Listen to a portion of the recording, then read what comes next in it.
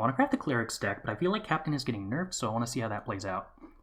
The interesting thing is, I don't actually know how critical Captain is to the Cleric's deck.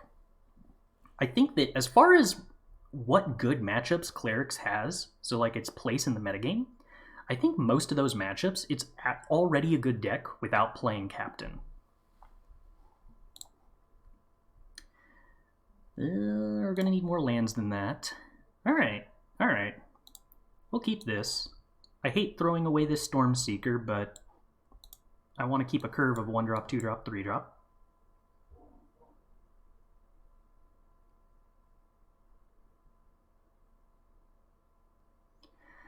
Interestingly, I think that Captain probably winds up getting nerfs more for the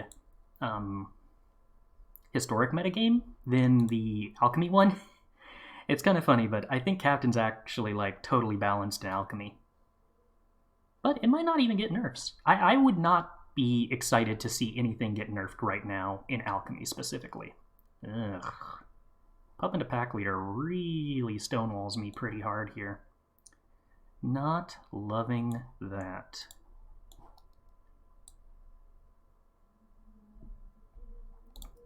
Can't swing. Hopefully we hit an untapped land next turn, because Reckless Stormseeker with Halana and Alena in play is going to be pretty good. Are we playing against Zach? Alright, I will accept the no luck. Leer, Whelp, and maybe Key. I would like to see Key nerfed, not because I think Key is overpowered, but because I think that the way that Time Warp, like the play pattern of Time Warp, is not fun.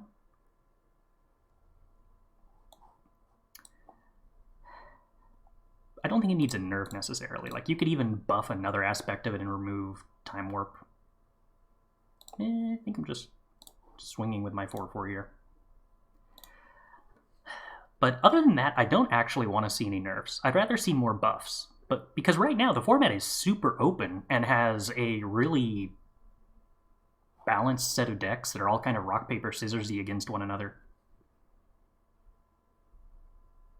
Zach was given the option to wish you luck and he actively said no. I appreciate it. The implication is that I don't need luck, right?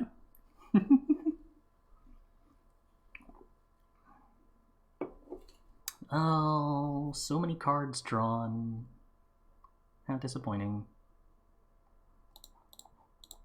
I would like the bigger Werewolf pack leader that has Vigilance to die, please. Alright. Well.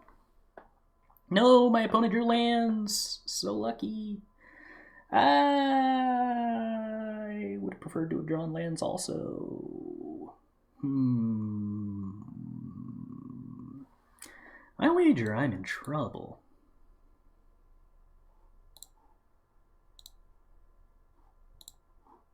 I think I'm still just swinging with this pack leader because I kind of want to block with the other pack leader.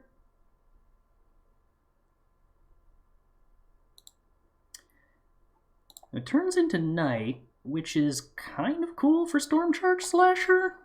Kind of. More mana? No! How come my opponent's allowed to draw better than me? That wasn't in my contract. Ugh. Oh dear.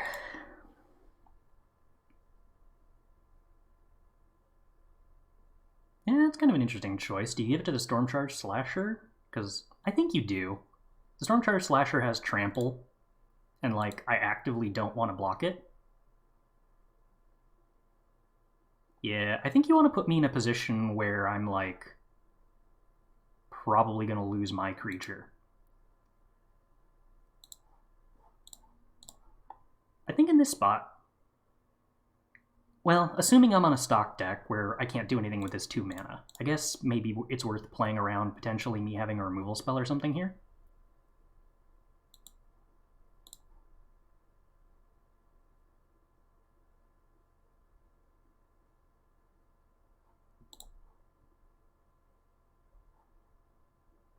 Turns back. Okay. Well, Alena and Alena's a good start.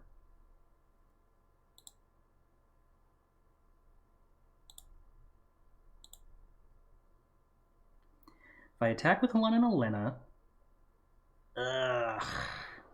It's only a 4/4 first striker? There is no way... I guess if I attack with Halana and Alena...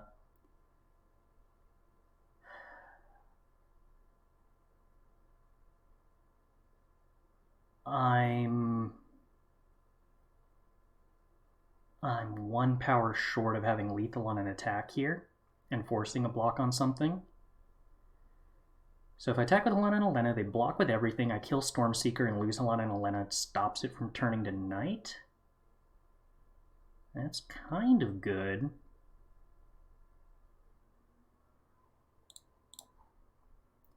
I think I just swing like this, put the counter on Halana and Alena, and accept killing Stormseeker. I assume they end up making no blocks as a result.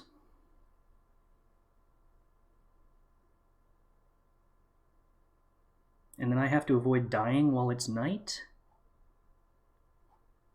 4/4, 6, 10, 11 power, plus a creature, plus Stormseeker. Yeah, probably die no matter what there.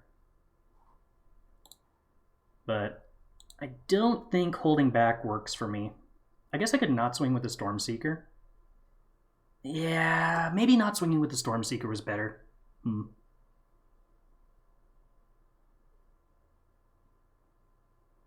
Just have the 6/7 blocker? No, because then they stack block Halana and Alena. And I don't think that's good for me if I'm not actually doing any damage. Rahilda. Okay, that's fine. Ah, no, the other Stormseeker was what I needed to dodge. Oh, I'm dead.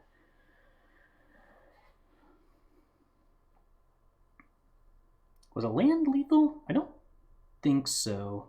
3.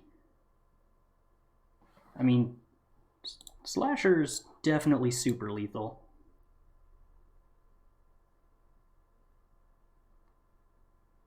Yeah, I think if I had gotten a land earlier for Halana and Alena. Well, so... yeah, holding back the Slasher, maybe that would have worked? But I'm still not actually, like, progressing my board state meaningfully by doing that. I don't know. Okay, so... I believe I want Thundering Rebukes, Caretakers, and Halana and Alena. I want to cut every Town-razer Tyrant. I want to probably cut Arsonist. I probably am supposed to cut Packleaders and play Brittle Blast and Snakeskin Veil. Am I supposed to keep in Arsonist? Am I supposed to bring in Burning Hands? Arsonist at night doesn't feel like it's meaningful. I guess Burning Hands kills Halana and Alena, and that's enough reason to play it. I feel like Halana and Alena is probably what the matchup comes down to pretty often, just making one giant unanswerable creature. Okay, we take the play. Alright, I guess I keep this hand. Play turn 2 Ranger class. And then, like, hope that goes somewhere.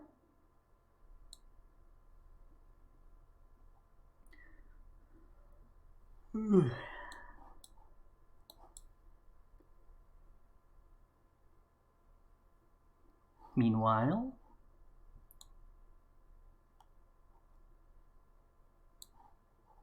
is it having resolved 2 copies of Mascot Exhibition seems like it's probably generally a really good position to be in? Ooh, drew the land.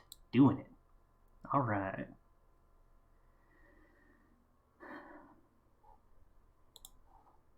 I think I'm just playing around removal here. And that means not jamming Tovolar. Alright, the 1-of Snakeskin Veil has got us a tempo advantage.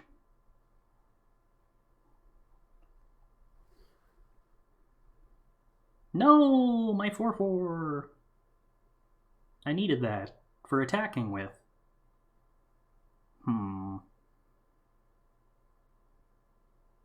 Alright, untap land would be great. No, just another Tovolar. Alright. Well, we have the Ranger class active, but I suspect probably going to be getting a decent amount of Thundering Rebuking on the Tovolar. No, just an opponent's Tovolar. Alright, I'm going to call that probably me having won the game. Should I have Thundering Rebuked that Tovolar? Probably. I think I actually didn't want them to block there. As tempting as it is to play Tenacious Pup into Kessig Naturalist, I don't think I'm supposed to give my opponent any possibility of untapping with a Tovolar. That just seems actively bad for me. When they might, like, have a Snakeskin Veil to protect it later. Wow, kept in Town-razer Tyrant. That's kind of surprising. Especially on the draw.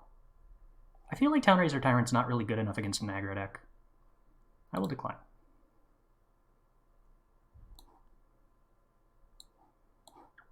I would like to Thundering Rebuke Town-razer Tyrant, I guess. And combat and swing. And get Tovolar up to 5 toughness so it doesn't die to Thundering Rebukes. Draw some cards. Play Rahilda, maybe? Nah, play Packleader. That sounds like more fun. I think we're going to game 3, and being on the draw doesn't sound great. But we'll see what we can do.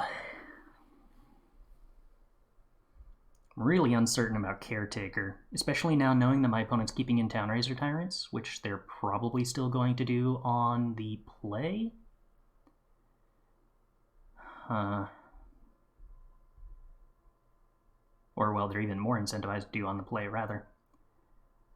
Does that mean that I try to remove stuff like Snakeskin Veil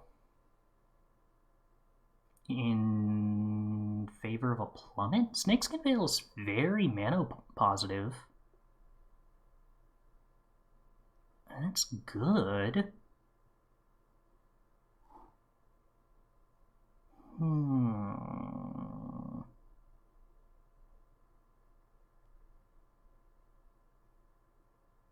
I guess Thundering Rebuke and Brittle Blast is probably enough to answer 4 drops.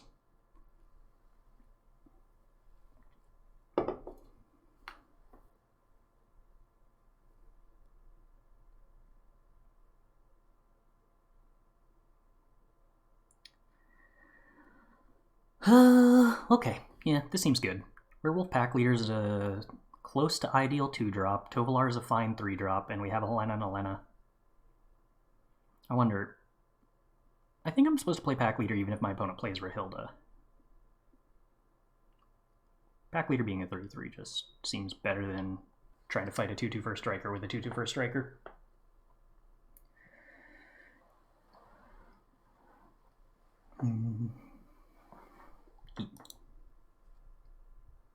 No removal? You mean in the main deck?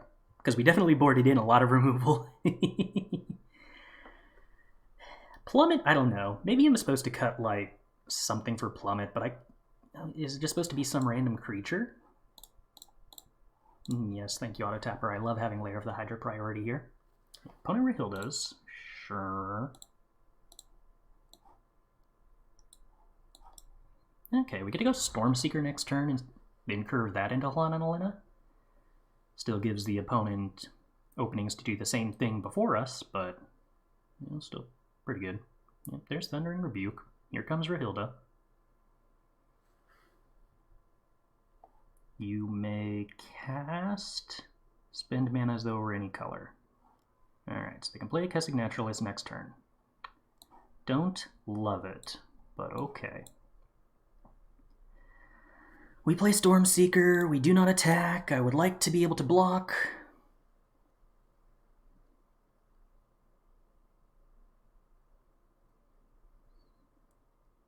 I'm not super enthusiastic about being the player who is doing the blocking. That's not my favorite, but here we are. Alright, okay, it's only Town-razer Tyrant. Thank goodness. That said, I cannot kill Town-razer Tyrant right now, and that's a problem.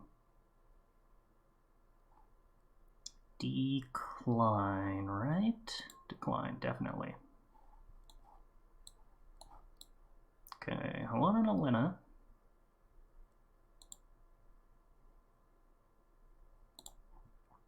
Stormseeker gets counters put on it.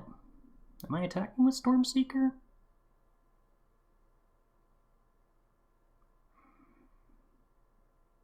Am I trying to race my opponent here? I think so. I think I'm willing to trade Town-razer Tyrant for Stormseeker. I don't love that, but I have removal for other stuff. I don't have removal for Town-razer Tyrant.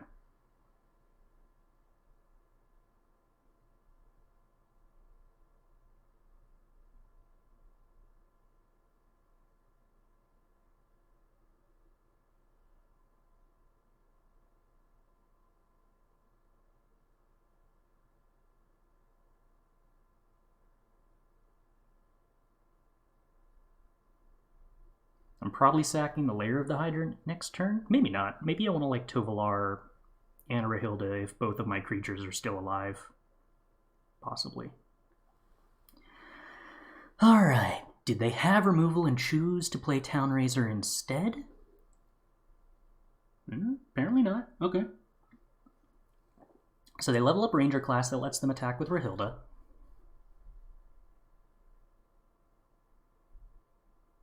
Yeah, I take a fair whack of damage.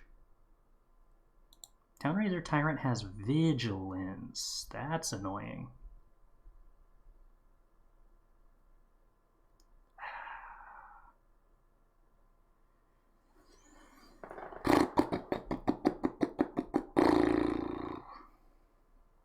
What am I doing here? Nothing gains Trample.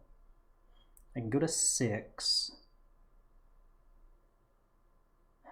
Nothing has Vigilance.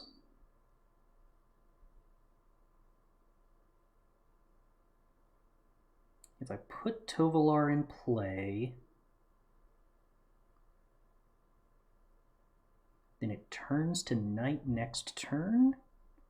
Town-razer Tyrant can do 6 in the air, and they've got a Ranger class. That's why I can do 6. So if I take this 2, I'm dead if they have a removal spell for Halana and Alena. I'm also dead if they can get through with any of their creatures, of which I would need 4 answers. It sounds kind of dicey. I think I have to sacrifice this Lair, unfortunately. Snakeskin Veil. Okay. I could pump Halana before putting counters on things, but I don't think that's actually beneficial.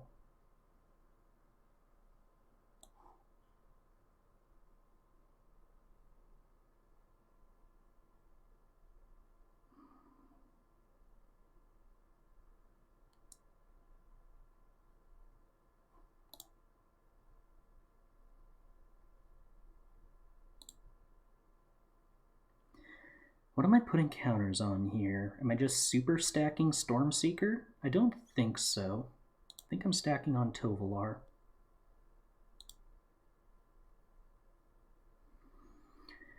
Am I attacking this turn? No, I think I'm trying to turn it to night and then play Rahilda next turn and put a ton of counters on Rahilda.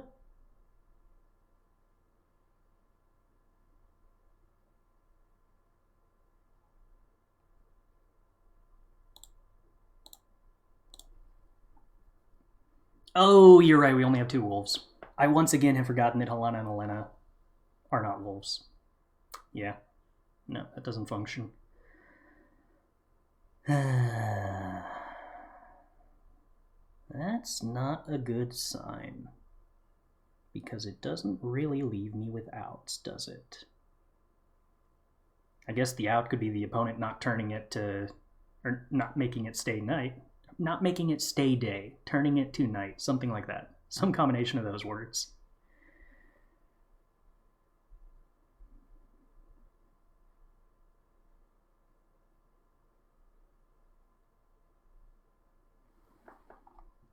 Oh, and Town-razer Tyrant still has Vigilance? Why with the pup? Oh, to cast creatures. Sure.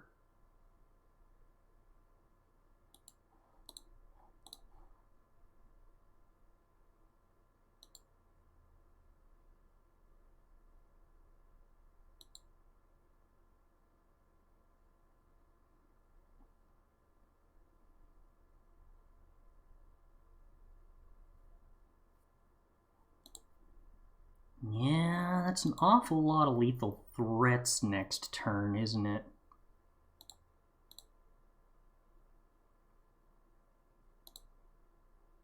A depressing number of lethal threats. Alright, let's use our mana efficiently here.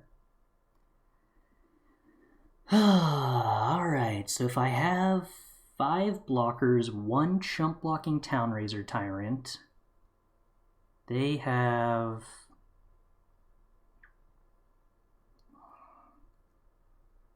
So I essentially have 4 blockers, and unfortunately they have 6 lethal threats. Troubling. Nah, I think that's me probably dead.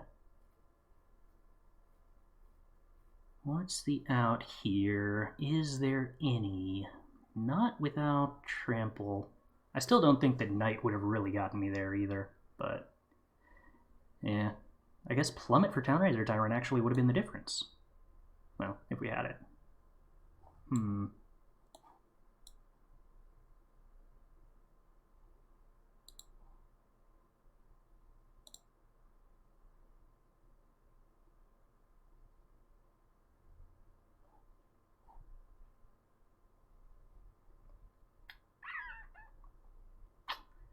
Yeah, I'm not seeing anything here.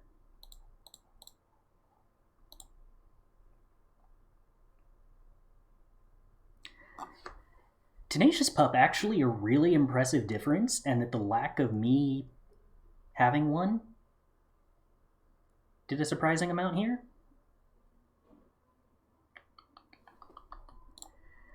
If I had Vigilance on either of my Stormseeker or Halana and Alena, I would have gotten to put through a lot more damage early on, which would have forced some blocks. What's going over here? Still the Teamer versus Izzet match. It looks like we're 1-1. Ooh. Izzet is on 6 lands, no 7th. Has 2 divide by zeros though. But Gruul has... Oh wow, that's a tricky board state to process. We'll take the play over here. Yeah, I kind of like this. Not slamming creatures into the known divide by zero, going for Den instead because you know it can't be hit? Maybe. Maybe that makes sense? Now, they let that resolve. I think there might have been merit to Dragon's Firing Magda. No, there's a Lair in it's known, so that sounds good. So you can't just Dragonfire the Magda because you know you need Dragonfire to answer Lair. Alright, well we're going to play our cards on curve, which is great because that means I get to look at this match more. 6 mana, no treasures. Opponent turn 1 Glasspool Mimic means Clerics. That's a bad sign, but this hand is so excellent that maybe it's okay. In general, you should just not craft anything until you need it. Yeah, okay, that's a good point. Advice number 1 for crafting in general, do not craft any cards until you have gotten to the point where you have a 60 card deck you know is exactly what you want to build. Let's start with swinging with Rahilda on the off chance that informs my decision making here at all. I assume opponent... Oh, that has lifelink. I forget this card is that good. I shouldn't have swung with Tenacious Pup. I thought I was just waiting to see if they block. Alright, learned something. And kind of rewarded for my sequencing, at least not for the Tenacious Pup attack, but I get to gain a life off Lunarch Veteran now.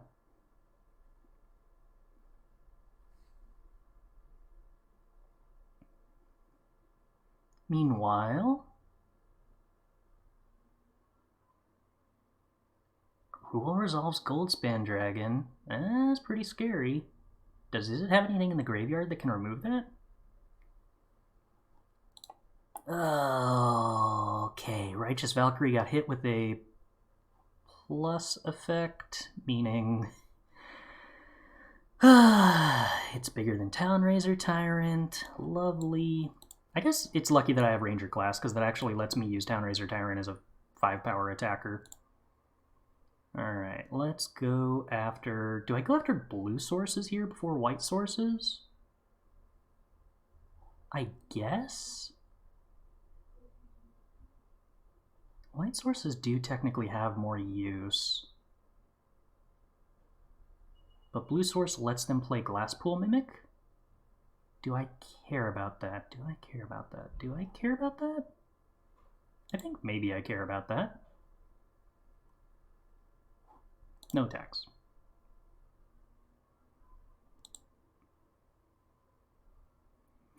The weird thing about choosing lands you want to get rid of the Town-razer Tyrant is you're not necessarily thinking about, yeah, of course, the second Righteous Valkyrie for 5. Why not? Sure.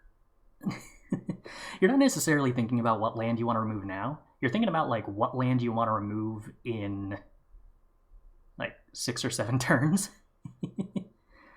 Okay. Halana and Alena is actually spectacular here, because I've got this Rahilda with First Strike that gets to attack now.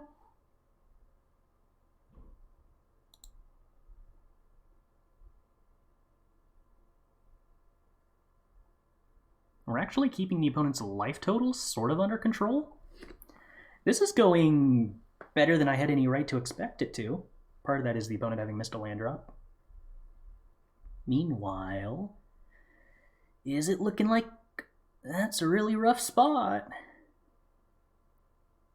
How many removal spells does it have? I guess there's a 4/4 and a 3/2 on the board, so if there's enough answers to Goldspan Dragon, maybe this is just enough blockers to stabilize?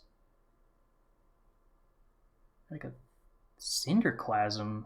Oh, interesting. Okay. That answers a lot of the board. Not all of it, though. You definitely have to wait on doing it because of the Den of the Bugbear, I think. Meanwhile, a third Righteous Valkyrie and the opponent's gaining infinity life. Cool.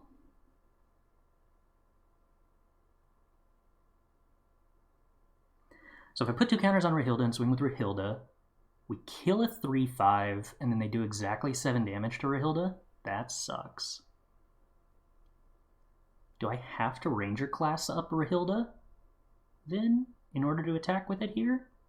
That also sucks, because I'm not doing anything else with my turn, but yeah, I think that's true.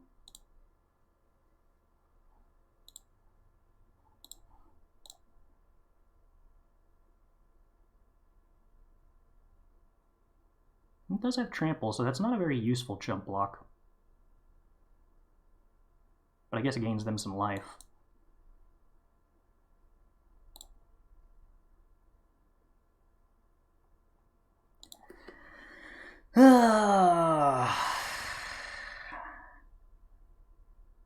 Voice of the Blessed. Gain 6 up to 22. We are somehow barely currently keeping our... Oh no, more because of the way triggers stack. That's horrifying. Okay.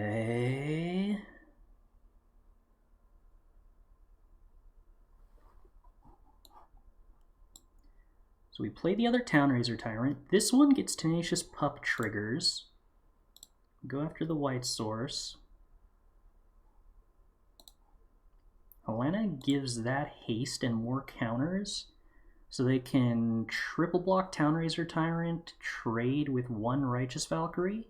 Am I okay with that? Yes, I believe so.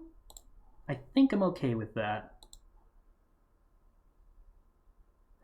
Then we put the counter on Town-razer Tyrant. Not sure if that was the play. You have Spellbinder available to cast after Rahilda or Inquisitor Captain. I feel like I need to kill these Valkyries, though. I don't know that Spellbinder or Inquisitor Captain is actually good compared to doing damage to my opponent now.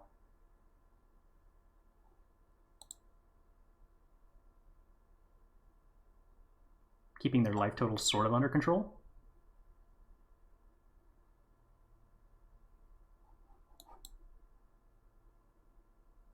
Oh, do they stack block that and forget it had first strike again?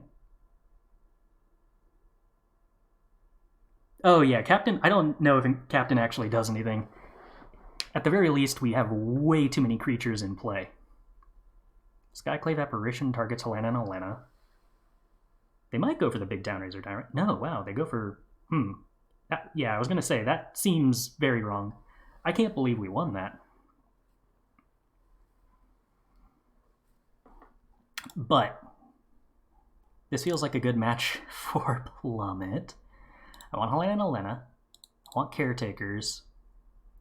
I want Plummets. I want a lot of Plummets. I don't want pack leaders.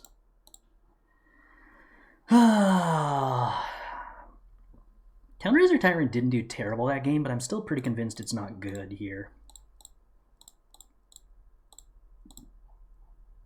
I think I'm supposed to just go super heavy on everything I can that removes their creatures, given how much of their deck is creature-based combo. And maybe an Outland Liberator for the ability to destroy an artifact? Do we have any way to sneak some Frostons in? Oh golly, I wish.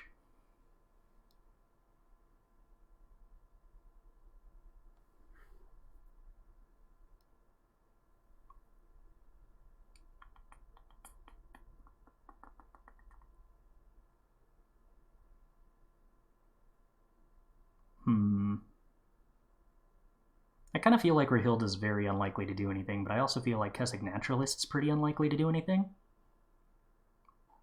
Other than, I guess, turn it to night, which is sort of interesting. So let's trim the Naturalists and bring in the Liberator. I am turning into a super weird control deck post-board here. Oh my goodness, this match is still going, and there's so much stuff in play for the teamer deck. Oh, and there's still a Cinderclasm in the graveyard? Oh wow, that's a complicated board state.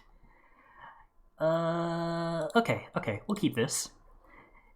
How do I feel about this deck compared to Black-Red we played yesterday? I don't know, and most of the reason for that is that I still don't actually know how to feel about the Black-Red deck we played yesterday. I remain kind of confused that it worked as well as it did. I suspect the opponent has Vanishing Verse up here, so I'm just going to play the Ranger class. I don't want to run a Werewolf Packleader into it. Oh, an Infernal Grasp? That's also better to have played the Ranger class into.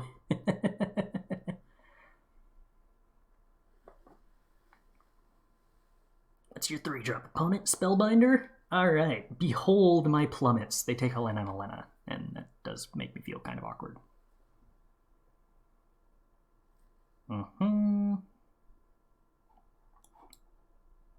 I play Pack Leader. Hope we draw an untapped land next turn so I can upgrade Ranger class and cast Plummet. Probably not on the Spellbinder would be ideal. Hope they don't have Inquisitor Captain. Demon's Disciple. Wow, okay. I have been edicted, I guess. Not where I saw that going. I guess that's probably a one. Alright, well, it wasn't an untapped land, but it works. I expect this is probably a one-of that they can snag with, whatchamacallit's name? Captain. Yeah, that's a problem.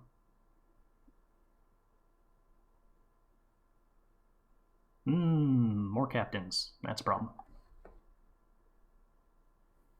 Alright, yeah. I don't think I beat this. On the draw, missing land drops is a tough spot to beat. Into Righteous Valkyrie. Oh, joy.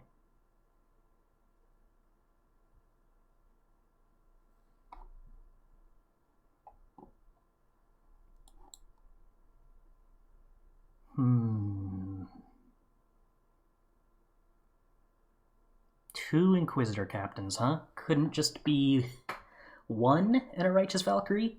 If the Inquisitor Captain hadn't hit the Glasspool Mimic here, I'd get to pump Ranger class, swing with Pack Leader, plummet the Righteous Valkyrie, and then, like, be taking 9 damage on the backswing and not be happy, but I'd be slightly more happy about not being happy, at the very least.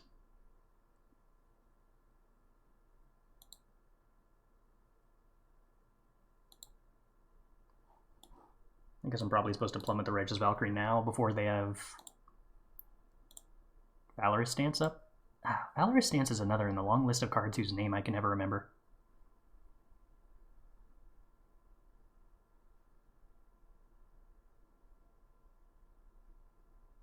I don't think I can beat the fact that they have this many creature lands available.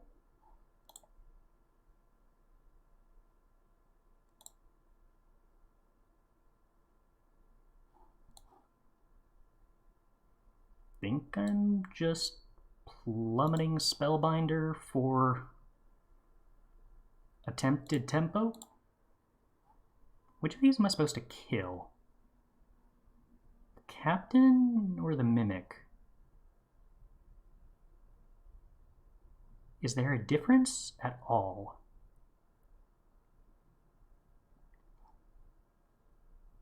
The original? Yeah, I think it's the original. Because putting Mimic in their graveyard is one more 3-drop for them, right? That might be relevant. Am I supposed to hold on to Plummet here?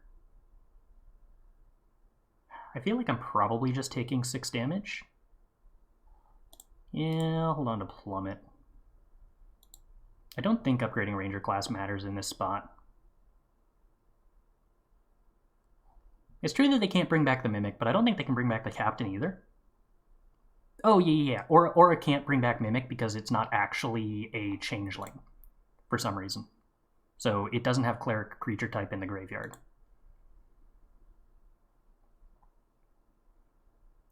I believe I've kind of got to chump block the Captain here.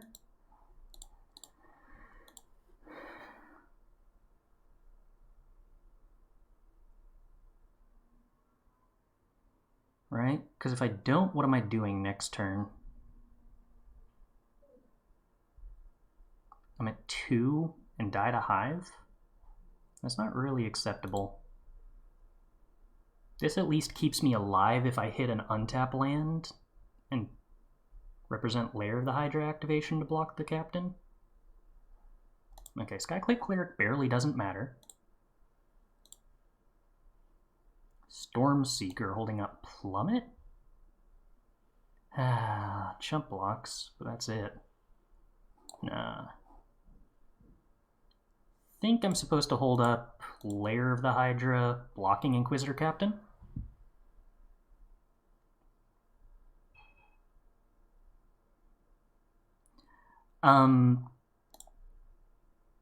Chump blocking means that if I top deck a removal spell... Oh, that's cute.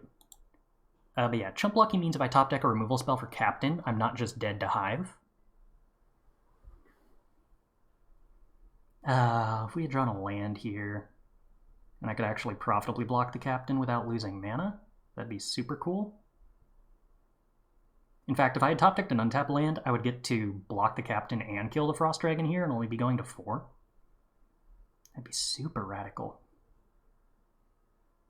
I could jump block the Captain and kill the Cave, I guess. Is that beneficial? I could actually block the Cleric and kill the Cave. I don't know. I feel like I'm on plan chump block the Captain. And plummet the Cave. Then play Stormseeker? No, because the Cleric's still in play. So the Den kills me next turn either way. Nope. It doesn't work.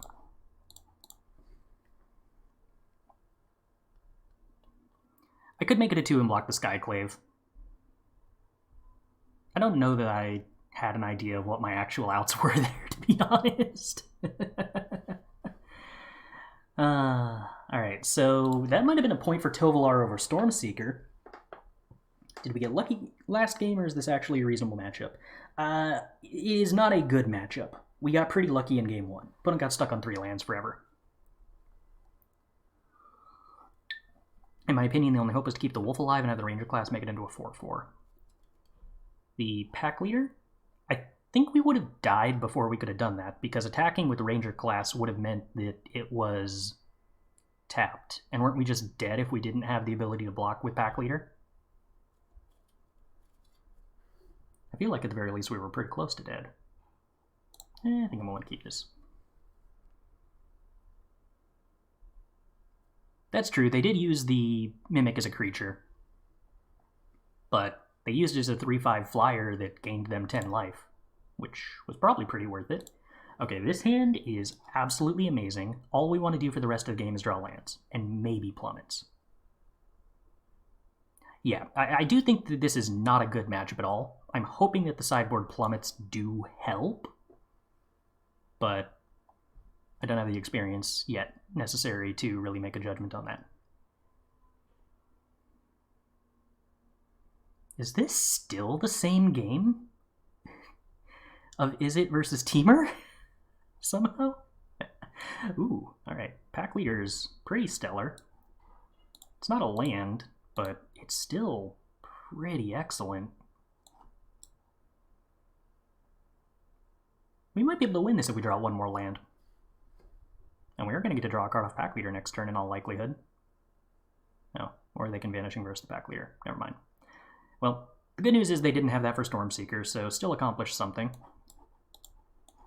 Still no lands having been found. That's a problem. Continues to be. Come on, deck. We need more lands. Need a lot more lands. Really need lands. You know what? I did say lands or plummet, so that could have been a lot worse. And we curved out pup, so untapped land, still stellar.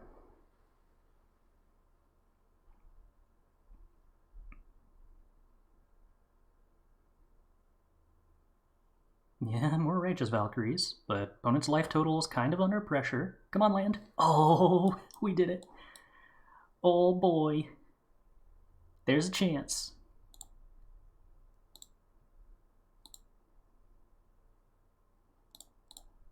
Do I attack with Tenacious Pups here for 1 extra damage? I feel like the answer to that is yes. Every life point counts, if it's the possible difference between them making it to 27 or not.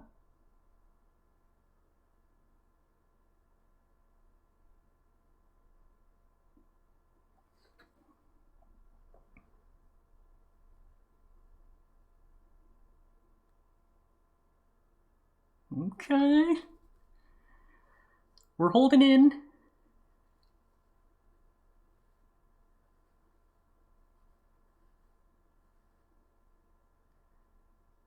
Ooh, you love to see Glass Plummet. Alright, the 2 Avabruck Caretakers not at their best, admittedly, here.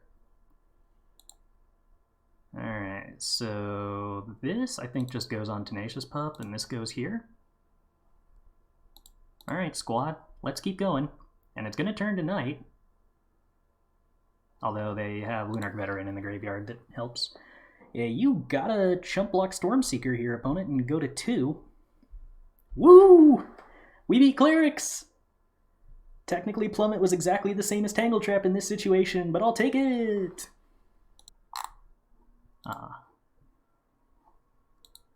Okay. How do we feel about playing mono green for a couple of turns? That's gotta be good enough, right? Even though we're on the draw? I don't know. I don't think I'm allowed to throw away Pack into Pup Leader. Or the other way around. Either one, really. Dreamroot Cascade. I have absolutely no idea what deck plays blue-green right now.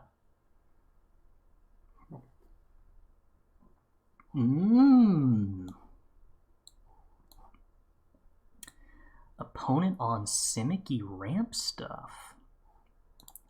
Fascinating. Well, that implies the possibility of post-board whatchamacallums.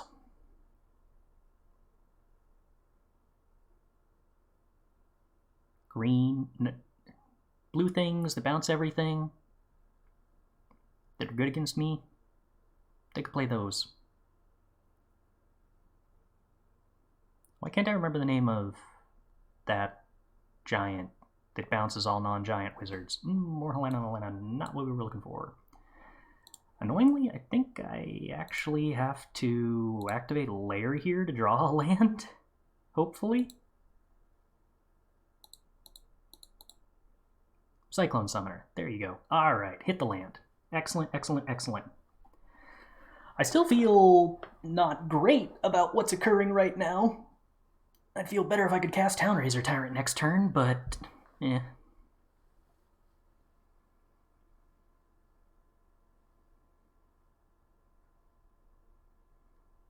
White? I'm not in Historic, am I?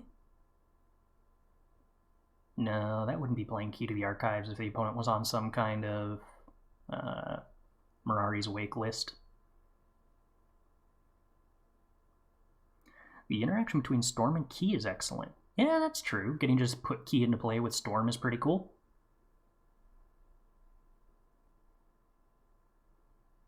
That could be worth looking into. Teferi, sure. Oh! And with Rook. Alright, you know what? Opponent, this makes sense.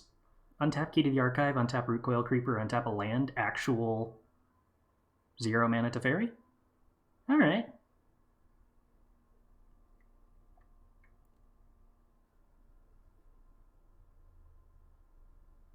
Opponent's doing things that make sense. Off key. Sure. Huh.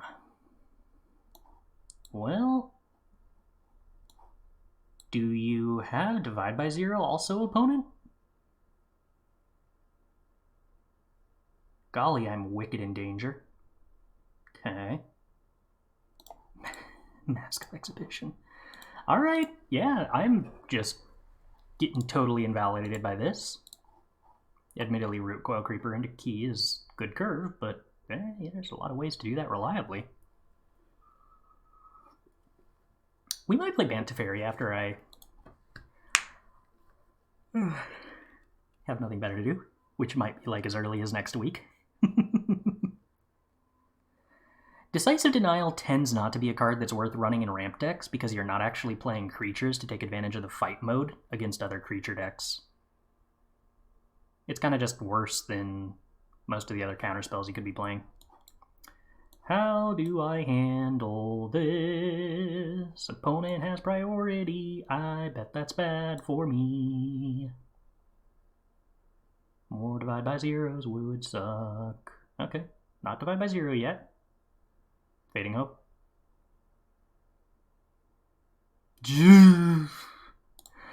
Okay, opponent. Okay. You got me. I can't win that. You cannot creep stuff back with the Lair's flashback. No, because it only has flashback in the graveyard, not while in exile. I would prefer a lot more copies of Snakeskin Veil against this deck, but well, we'll take what we can get.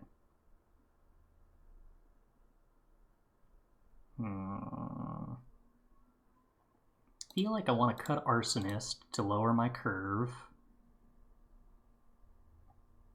Do I take Flame Blessed Bolt because it hits Root Coil Creeper for 1 mana? I also have to assume the opponent has some number of Lairs, so do I care about removal for that? Thundering Rebuke being dual purpose, answering opponent's ramp and answering Lair is almost tempting, but I don't think that's tempo positive enough. Does it work with Past in Flames? I know. Because if a card changes zones, it ceases to be the same object, and I believe it loses all things that we're applying to it in the previous zone, unless the effect specifies that it tracks across zones, which I don't think Past in Flames does. Alright, let's try this again, this time on the play. Tenacious Pup into Packleader into Tovolar seems like good curve. Zizurlik's list. Pretty close to it. I've started tweaking it at this point. So far, I think mostly only the sideboard.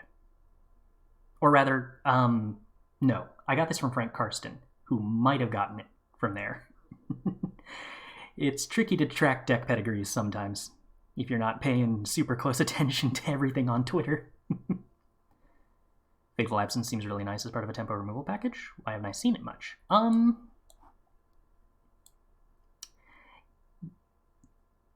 The opportunity cost in different matchups can be more significant than you might expect.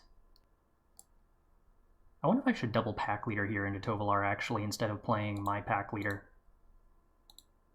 Because I'm not actually drawing a card with this next turn. That may have been a mistake.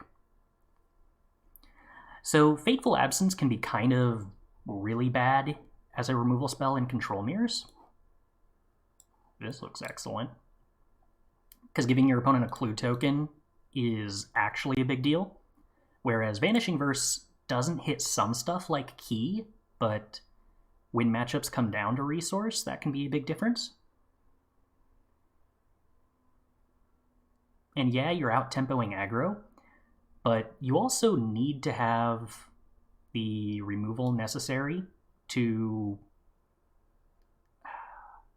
You need some way to win the game that makes your opponent not care about card advantage. Because as a control deck, if you're a control deck, you do eventually worry about the point where you have 2-for-1 your opponent out of resources. I think we go with green here. Yeah, not happy to have a land. And then you win the game through grinding them out.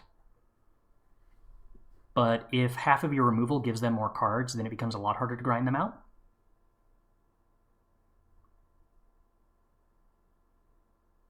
Do we not like the 3-mana red alchemy spell that it makes creatures exile and does 5 damage? The trouble is that there's not a lot of matchups where we want removal and are okay spending that much time on removal. I don't think there's very many matchups where exiling the opponent's creatures is that significant. I'm not entirely sure that I even like having the 3-mana removal that is in the board.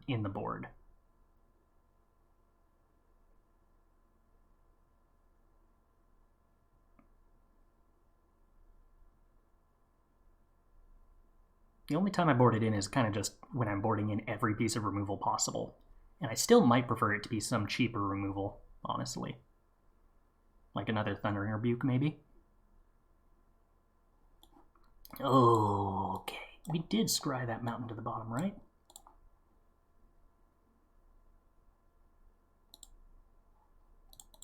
Oh, that's cool. You get to discard some of your flashback cards to key. That's, like, kind of valuable. So my opponent needs to have another board wipe or mass bounce spell. Red? Lightning Bolt? Okay. So they don't have a board wipe. Fairy goes up to 8. So dead on board without something to do with this other 4 mana? One time, opponent. Please don't have anything.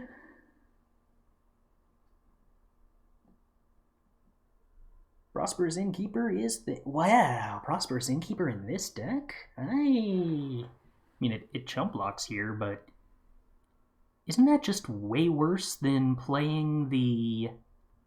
Oh, Rahilda, if you had been last turn instead of our 7th land, we would be potentially killing the opponent now. That'd be so cool.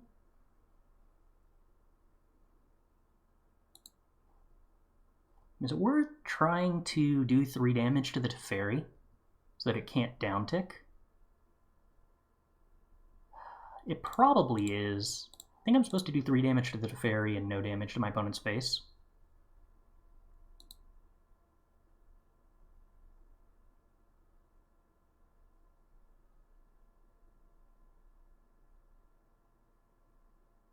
Was this attack theoretically incorrect? Should I have either swung both at Teferi or both at face?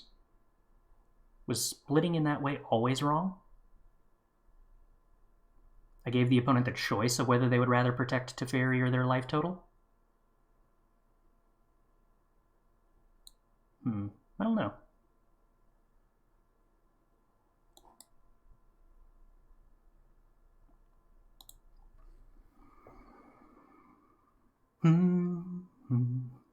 I feel like there's a chance the opponent has to down-tick Teferi here to try to find a board wipe. And if they succeed at that, I really would rather the Teferi be dead. True that they didn't have to block at all, but I don't think that there's an advantage to them to not blocking in that scenario, since most of their outs are board wipes that kill their 1/1 anyway.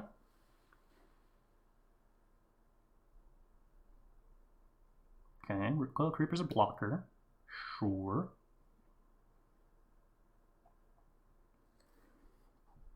Well, Lair of the Hydra is one of the better land drops we could draw.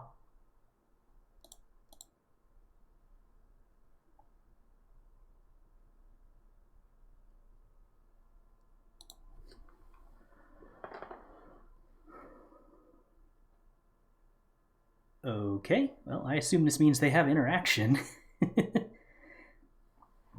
Blocking Rahilda instead of the pack leader, yeah, denying me a card at the cost of 1 life probably makes sense. Quandrix's Command. Oh, okay, that's spicy.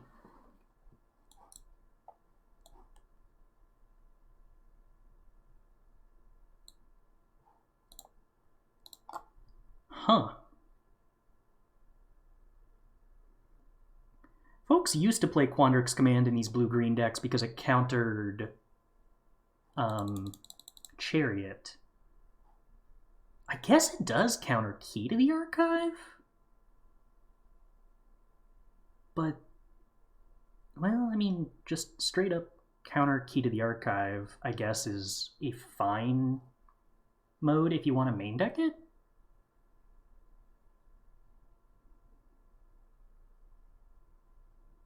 Maybe that's good enough? It seems kind of narrow, though. Like, how often are you actually blowing anything out? I mean, I guess if you have Root Coil Creeper, it's always block something with a 4/4 and bounce something else. Maybe you have enough space to do that? It does let them loop their library as a kill condition, that's true. Assuming they're playing more than one Quandrix's Command, which... Alright, opponent scries.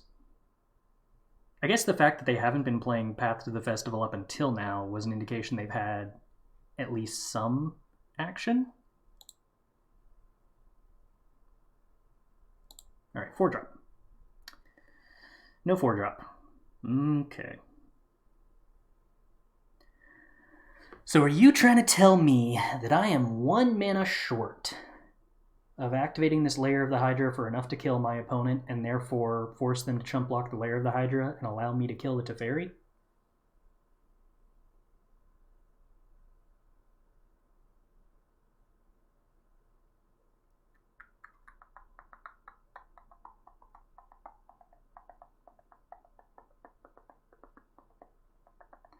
So if I fire up this Lair of the Hydra as a 6/6 and swing it face, and then swing the other 2 at Teferi, they definitely block the 3/2 pack leader, right?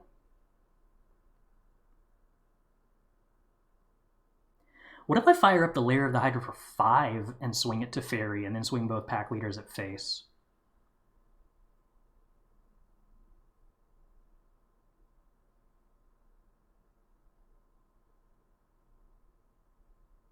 Is that ideal?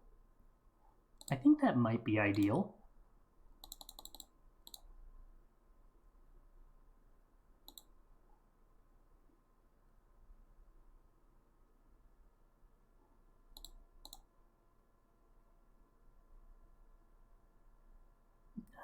Please priority just be Root Coil Creeper activating to bring back Path of the Festival.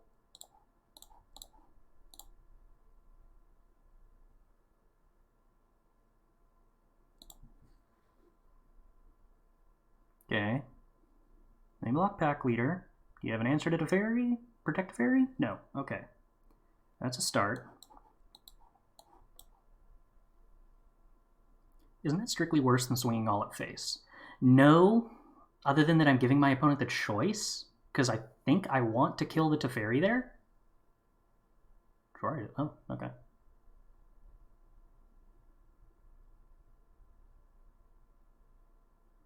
I guess if I swing all at face, I'm guaranteed to kill the creeper, and I'm not giving them a choice.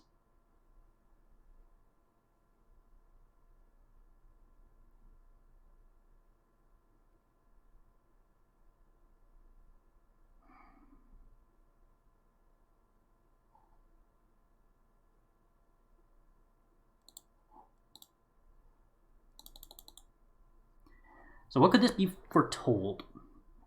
It could be Alrund's Epiphany, it could be Behold the Multiverse. What else? Could be a board wipe that they had to choose not to play here. I think Doomscar is the most likely. If it's Behold...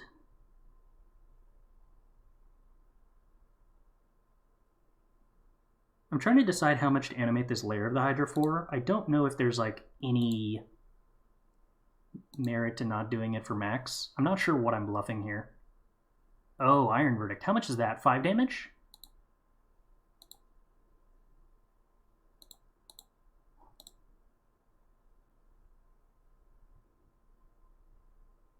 I know I don't want to make the Rockfall Vale land drop, because if they have Behold into Bounce Spell, then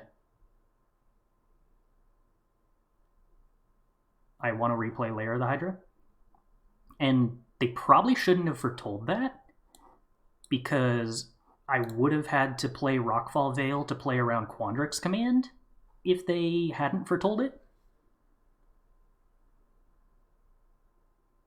Starnheim could make sense, except I feel like if they had Starnheim in that spot, they probably...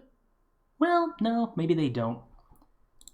Yeah, okay, foretelling Starnheim would make sense in that spot over just casting it.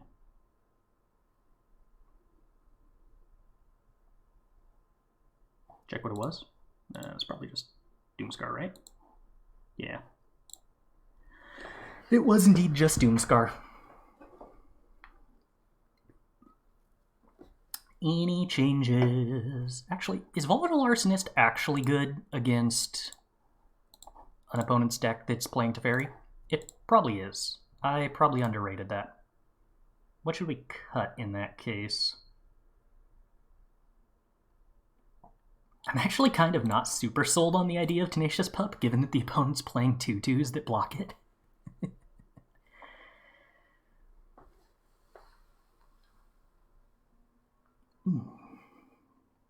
Okay, so while I was playing Aggro, if anybody is actually also keeping track of the VML, what have the match results been so far? Keep me informed. Turns out Aggro isn't super simple and easy to multitask with. Who could have ever suspected?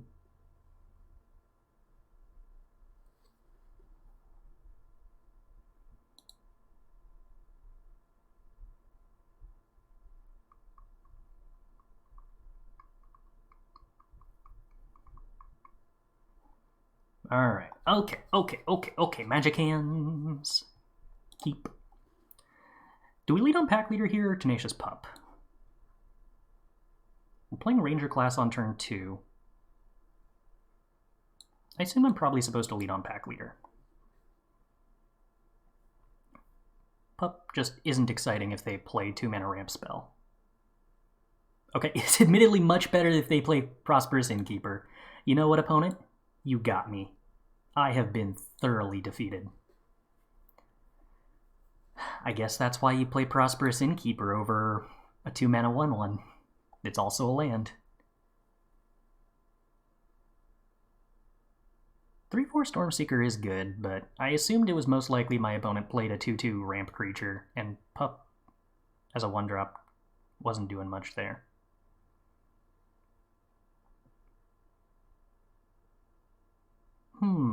That's a curious Field of Ruin before I've actually activated a Lair of the Hydra. But okay.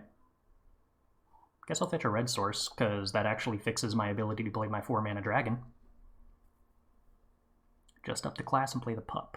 Yeah, probably. Oh, did they just miss a land drop? I believe they just missed a land drop.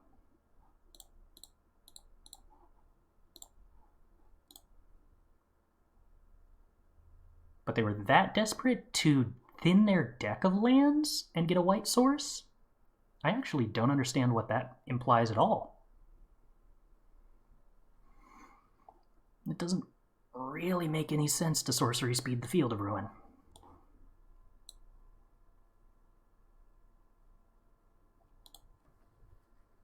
Oh, did they need the second white source to play a Doomscar? Maybe? Don't think they missed a land? Maybe they didn't. Maybe I just thought they did? Oh, yeah, you're right. They didn't. They didn't. I still think that it's probably not right to sorcery speed there, but yeah, they didn't miss a land drop.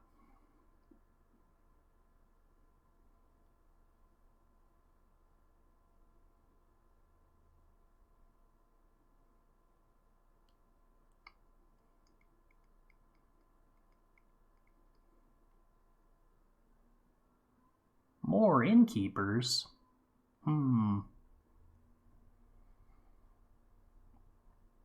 The opponent fetching planes and naming white makes me so confident there's a Doomscar here that I don't think I want to play this Stormseeker. I think I'm just on plan put ranger classes on board and level stuff up.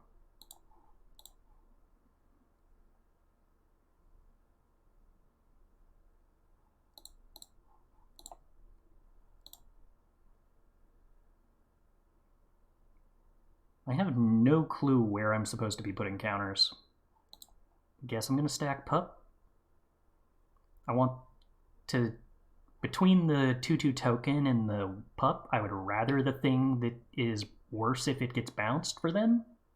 I guess they can't divide by 0 the token. Is that a reason to put the counters on the token?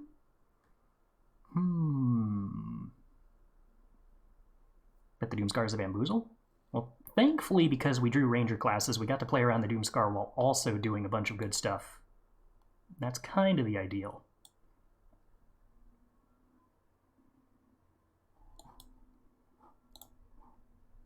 Boop. Don't you love just having a 6-power hasty Reckless Stormseeker as an immediate follow-up to a board wipe? That feels cool. And we got 2 Lair of the Hydras still? Fun stuff.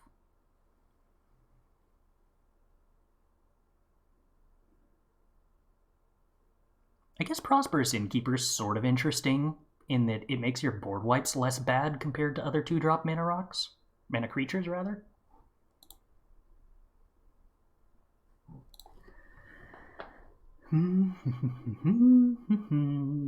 Alright, you got 3 mana, opponent.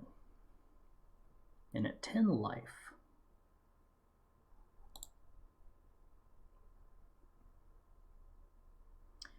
Am I supposed to play the Stormseeker or activate Lair of the Hydra?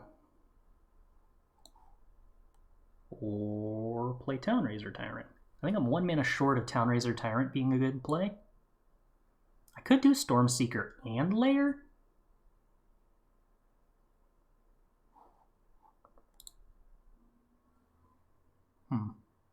My overhead lamp is flickering as the bulb dies. Is that like catching on the camera and being super annoying, or no? I mean, I guess that my response, if it is super annoying, is I'm going to have to stop the stream and go fix it. We have lethal? Well, that's assuming the opponent doesn't have interaction. But there is a ghost behind me. Okay, well, that's just normal.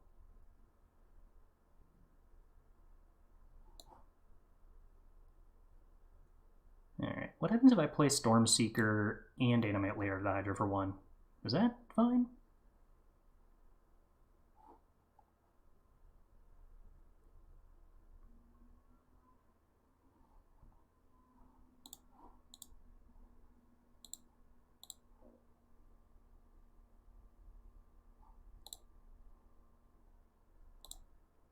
Alright, we're going to split this onto Lair and Seeker.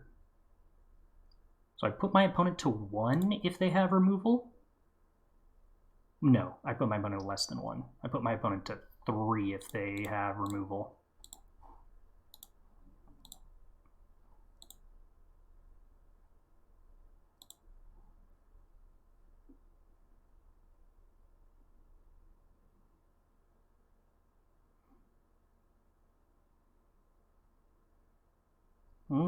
Yep, there's Divide. Was this still the largest amount of damage I could do? I think it might have been.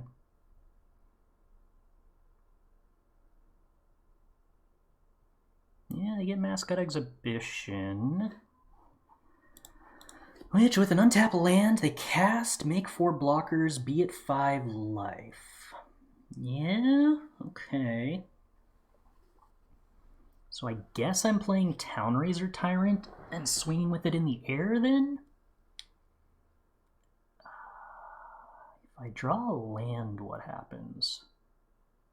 Halana and Alena, does that change anything? I don't believe that changes anything. So if I swing a Stormseeker, it's a 4/5. That's no good. If I play the other Stormseeker and attack with Lair of the Hydra, that could be a 4/4, a 4/4, and a 3/3. That's no good. Yeah, I think Town-razer Tyrant's the best I got. Not in love with that. What do we go after here? Probably the white source?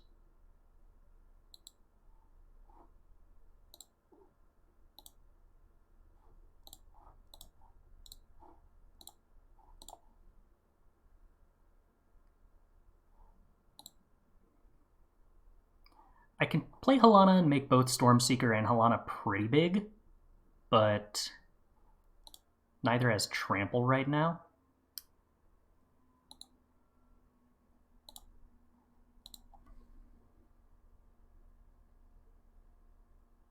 Alright, they take 2. It's at least offsetting the Teferi for the time being. Concern would have been if they removed Tyrant. It's still not stellar if they remove Tyrant, but Tyrant at least is applying the debuff to their land, and every argument I think that applies to what happens if Town-razer gets removed also applies to what happens if Halana and Alena gets removed.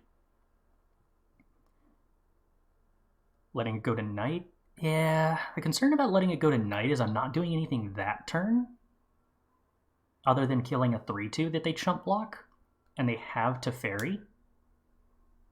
So, like, it's not out of the question that they could just turn it back to day and then I'm really far behind.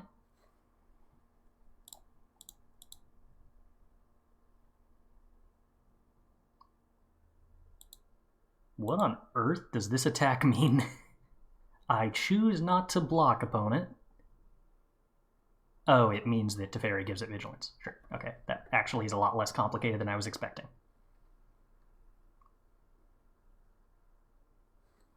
Teferi has so many options on that uptick that I keep forgetting some of them exist. It's nighttime, opponent? Are you sure? You're sure you're sure? What could you have at instant speed here? You need an answer to Town-razer Tyrant, so let's assume there's a bounce spell there to handle that. Okay.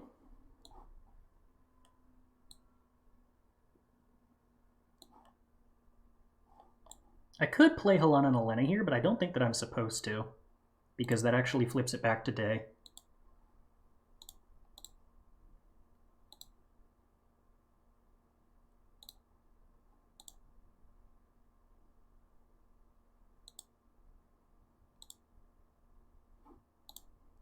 I think I'm just supposed to make every single thing into a lethal threat.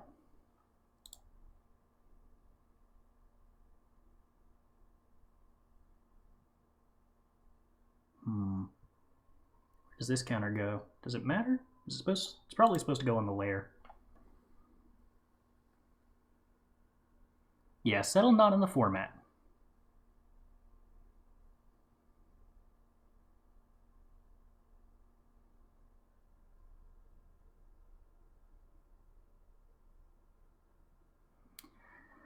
Well, opponent, if you have Quandrix Command, that answers 3 of these threats. But... oh, I was... putting the extra counters on Stormcharge Slasher does matter because it might put them to 2 if they have removal spells here. No, like, in what world... any removal spell they have goes on Town-razer first and then a Stormcharge Slasher. So if I ever put the counters on the Stormcharge Slasher, they always just answer the Stormcharge Slasher that gets the counter. And 1 counter has to go on Lair to make it lethal. I can't leave it at 4 power. So I don't think there's any world in which putting a counter on Stormcharge Slasher is correct over putting it on Hydra. Meanwhile, Izzet is having to decide... sorcery speed attempts to make a land drop? Sorcery speed attempt to make a land drop does succeed. Nice. No, thank you. We will ban use. Mom's your bot person. We'll take a play. We're going to mulligan the hand that doesn't have lands. We're going to keep the hand that does. Do I keep this Tovolar? It's not a super exciting Tovolar. You know what? I believe. Opponent has no removal, and I'm going to only draw creatures, so we keep the lands. Boop.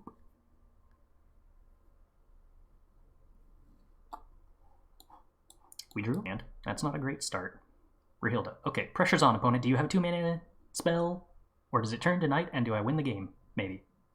Come on, no removal, no removal. Voice the blast. Oh, wait.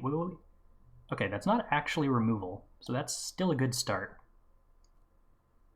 Unfortunately, it's a Voice of the Blessed, which means both this is a bad matchup and we're playing against a bad card against... well, a bad card to see, a good card against me that I don't want to play against. Oh, stole their Righteous Valkyrie. We did it! How long have we owned Socks and how old is Socks? I don't actually know. I'm not good at paying attention to that kind of stuff, but I think he's fairly old. Probably like 9 or 10 years or something. I mean, not that old in the grand scheme of things. I'm probably going to play Town-razer Tyrant, but let's see what we hit first. Oh, just taking all of it, opponent? Think of all that life gain you're not doing. Ooh, Volatile Arsonist is a curve next turn. Town-razer Tyrant is a curve this turn. Alright. Let us pressure... I guess Sanctum? It occurs to me that Inquisitor Captain is a reason not to let them kill the Glasspole Mimics, because it's not a creature if it's in play, but it is a creature for Inquisitor Captain if it's in the graveyard. There be Inquisitor Captain.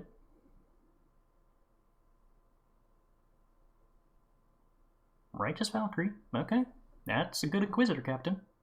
Not strictly ideal, but good. So I imagine I swing with Volatile Arsonist here, and do what? Ping Righteous Valkyrie so our opponent can't just block Tovolar for free, and then don't swing with the Rahilda? Is that the idea? Or do we just play the other Town-razer Tyrant so that our opponent burns for a lot? We're going to have 3 wolves with Tenacious Pup if we play the Town-razer Tyrant, so that isn't the difference.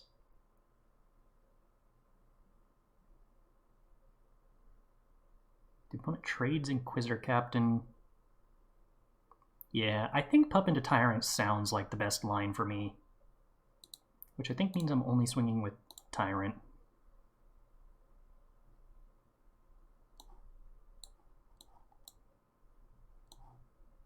This way it turns to night, and we play the Arsonist next turn where it has haste on the night side. Seems pretty good. Alright, so we targeted the Sanctum. Go with the Pathway this time. Opponent's pretty far off from having Valkyrie active. That's a good sign.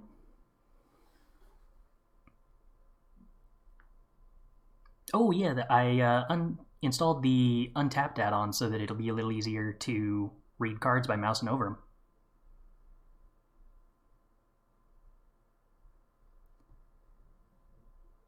Glasspool Mimic. Well, Spellbinder means I can't play my Arsonist. That's a bummer. But I do have this big Town-razer Tyrant that's got Trample. That's actually probably super good. I forgot about the part where Tenacious Pup gives things other than a counter. But yes, it is Knight opponent, and that's pretty bad for you. Alright, I'll take it. We won game 1 against Cleric somehow. Were we on the play? No, we weren't, because they definitely played untapped Forsaken Crossroads. Alright, so being on the play is pretty good when we curve out well. Our opponent doesn't have a blocker for Rahilda, and their turn 3 was Pyre of Heroes that didn't do anything. Good to know. I've had my cat for 10 years and firmly believe she's only 4 years old. Yeah, I kind of feel similarly to Socks. He doesn't seem like an old man. He seems like a young soul to me.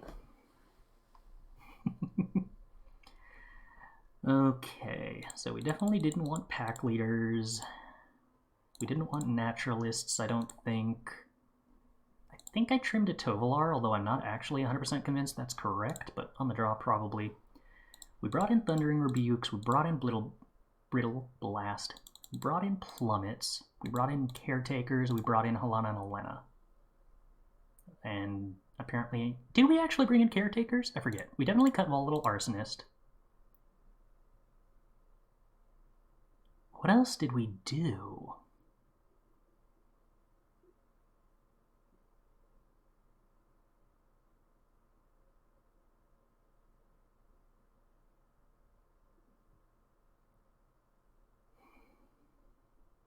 What else had I cut?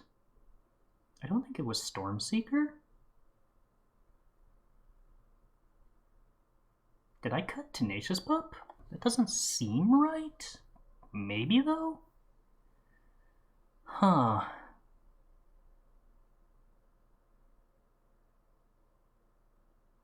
Did I not play Thundering Rebuke? I feel like I did.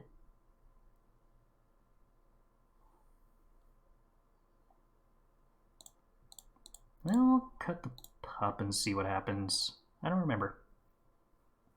It might have been Caretaker, but I kind of want to try Caretaker. It seems like Caretaker with Halana and Alena might be a viable route in this matchup. Maybe? I don't know. I want to try it.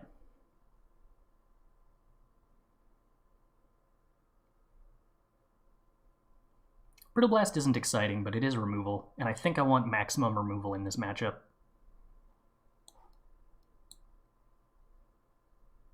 Guess it exiles Aura, which is sort of useful. Cleric of Life's Bond, not exciting. Do I Thundering Rebuke that? It does get out of hand. No, I bet I play Rahilda. I think I need to use Thundering Rebuke on the 2/4 Angel. Oh, Skyclave Apparition. Okay. Well, I don't think I care about that. Reckless Stormseeker is like the best possible draw here, so that's kind of radical. Continue lowering our opponent's life total. We like having their life low.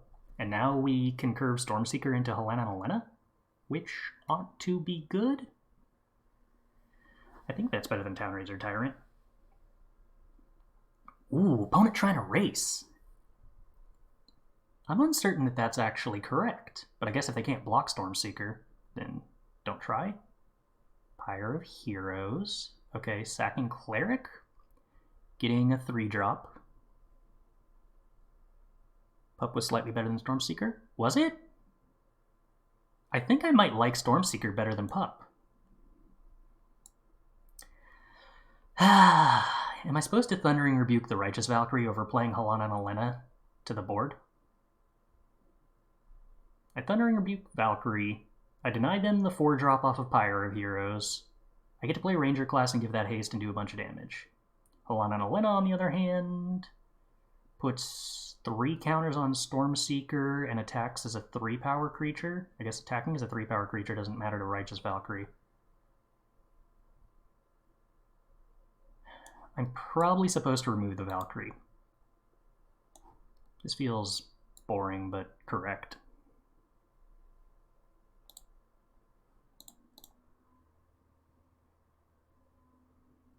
does Halana and Alena force them to have Skyclave or lose? Because I feel like giving them the ability to sack Pyre of Heroes, or sack Righteous Valkyrie to Pyre of Heroes, fetching Aura possibly, could be something that I don't beat. Well, I guess I still have the Thundering Rebuke on the next turn, don't I? I'm not certain. That's a tough choice. Oh, Apparition fetches Aura anyway? Yeah, that's interesting. Although at least in that case we get a 2-2 back and they're not gaining a bunch of life off the Valkyrie in that spot. That might actually be more of a reason to Thundering Rebuke it, because letting them get Aura with Righteous Valkyrie in play sounds scary.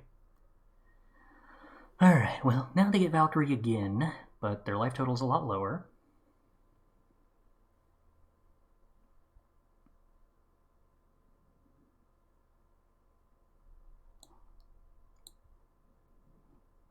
Yeah, now I think we're definitely on the Halana and Alena plan.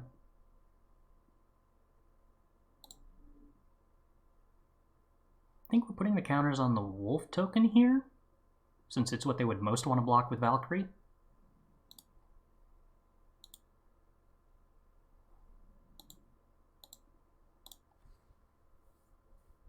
Oh no, backseat away.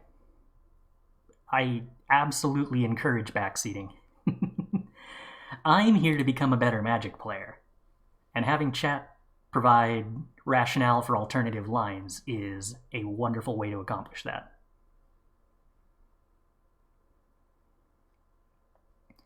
I'm kind of bummed that the only tag I can put for backseating is backseating allowed, because I really would like to put a tag that said backseating encouraged instead. But yeah, also, if backseating is an opportunity for me to explain, I think this is why my line was better, then that's educational. Unless chat is dumb? No, even if chat is dumb. Questions that have a clear answer, or questions that have a unambiguous answer, are... yeah, that was good. Are still questions that provide a very useful learning experience. Alright, let's hit an untapped land, because I'd like to play this Town-razer Tyrant, I think.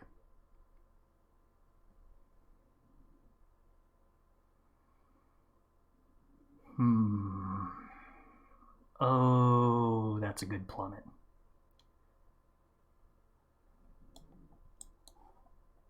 So I figure I probably want to play Rahilda, give it a counter, or give it a +1/+1, or +1 power with Reckless Stormseeker. I think that's better than putting the Ranger class on Wolf. Oh wait, I also get to do this, don't I? No, I haven't leveled it up yet. Oh well, it doesn't make a difference.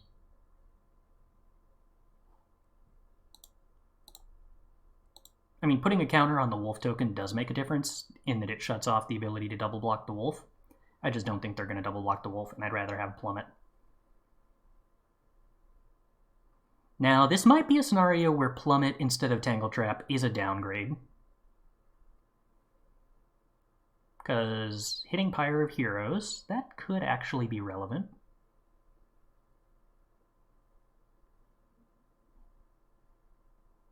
These are both 4-mana Inquisitor Captains. Am I supposed to Plummet the Righteous Valkyrie before they can sack it? Probably? I believe so.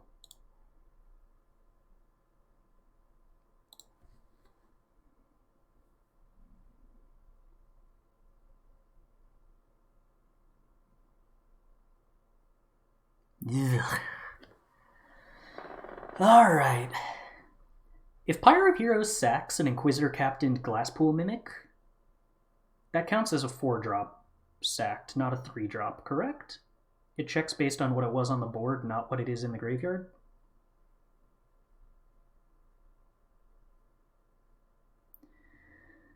I would like my opponent to not have another Skyclave Apparition. Too bad. Haha. Funny joke. Jeez. I was in such an almost okay position there for a second. Mana value is a copyable value, yes. I know that the mana value of Glasspool Mimic on the battlefield is 4. I just wasn't sure whether Pyre of Heroes references the card that it sacrificed as it was on the board or as it is in the graveyard. But as it was on the board makes more sense. Okay. Well, all the points of damage the opponent did add up. I feel like they had a lot of Inquisitor Captains that hit exactly what they needed, but here we are. I also feel like I brought in Outland Liberators.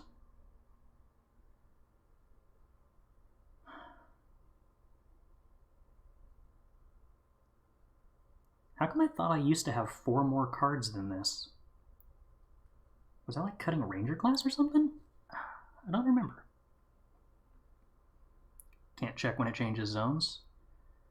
It can if the text says it does, but I suppose the text doesn't say it does, and that's why it doesn't. Okay, this is a weird hand, but provided my opponent's removal doesn't line up too well, I guess it functions. I can't actually Thundering Rebuke on turn 2 here, because I need to play Lair of the Hydra on 2. But, well, that's fine, because I don't want to Thundering Rebuke anything they play on 1 anyway. You cut Tyrant because they can outgain the trigger. Is that what I did?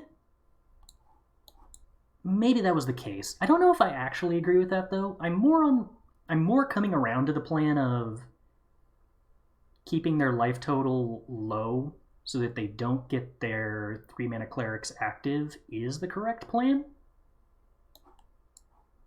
This is going to be a weird hand that loses if my opponent has any removal for Stormseeker.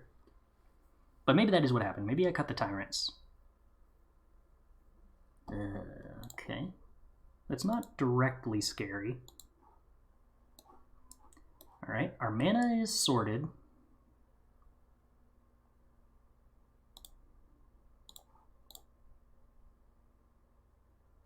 Please have no removal, opponent. I can't handle if you kill my Stormseeker.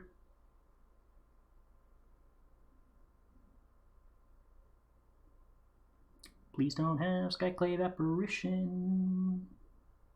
Oh, Scry so good. I love when my opponent scry.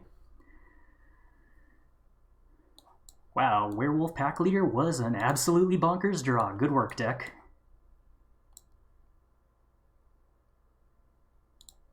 Very solid A+, good work. Oh, deck, I love you. Oh, you're so beautiful and wonderful and perfect. Alright, opponent, no board wipe, please.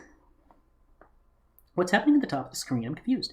So that is the VML that is doing the top 8s today. It's a Magic League that runs for a few months. And I got a couple of friends playing in the top 8, and I couldn't decide whether to stream or watch it, so this is my attempt to do both. The link is right below it if you want to give it a check out. There's coverage that I am currently listening to but is muted. Double Rebuke and Kill. Yeah, that's one option. I could also play the Town-razer Tyrant and give it haste. That does 5 damage. It's not lethal. Alright. Well, we'll take the double Thundering Rebuke line, because I guess that's probably better math.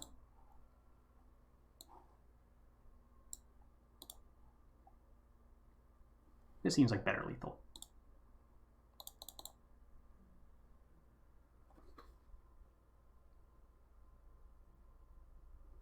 No, yeah, correct. That is not not advertising. Other than that, I guess it is advertising that I'm putting there. It might be that the way that that game played out made it look like having all of the copies of Plummet was not a good idea, because they would have been useless in that game. Oh, this is a weird hand. I'm going to keep. We get Forsaken Crossroads for green on turn 1, and then we get to scry towards a red source for Stormseeker on turn 3, and that's just fantastic if it happens.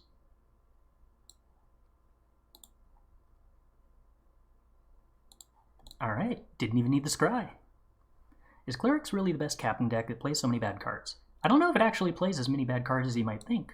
I mean, some of the cards look kind of bad if they don't have a good curve out, but most of the cards individually are really impactful if they have a good curve out. It's not hard for them to make one creature that's got like 6/6 stats and that to just totally invalidate Aggro X's board states. Oh, you're telling me I get to play Packleader next turn and give it haste with a Stormseeker? That sounds radical. Think Pyre's kind of bad. Pyre looks bad in games like that because Pyre isn't a 2-drop, and if you play it as a 2 or 3-drop, then you're just like massively far behind in tempo. Pyre is an excellent 4-drop and beyond. Like, it's something that deck wants to do on like turn 5. If your opponent is put in a position where they play it early because they just didn't have any stuff in their hand to do other than Pyre, then that means that they had to keep a weak hand, and a weak hand is going to look weak no matter what, but that's not Pyre's fault.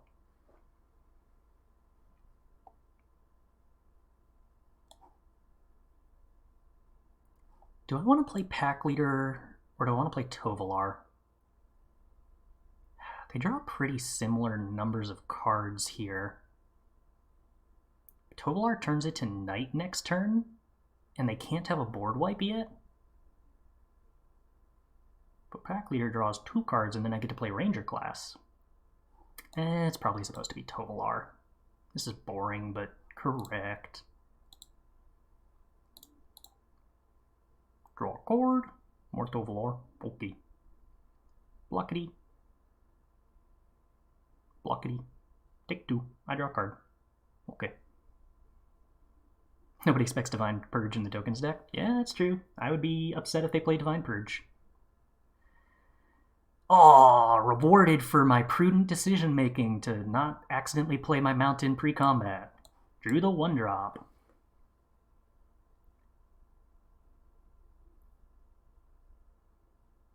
The fact that they sacked the token probably means no board wipe. No, they would sack the token if they had a board wipe. I think what it means is that they don't have the removal spell that you sack to exile something, most likely. Brushstroke? Oh, opponent, that sounds super awful and bad for you. I would like to transform... No, I would not like to transform that. Oh, what are we doing here? What are we doing here? There's so much trample good stuff.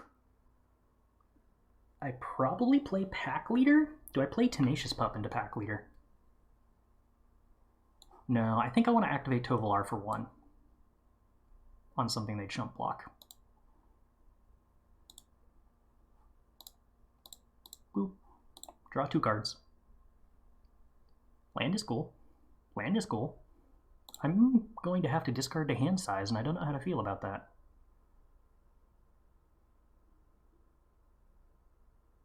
I'm also very incentivized not to turn it back to day here, because turning it to day lowers my creature's toughnesses to 3 and puts them in Meathook Massacre range.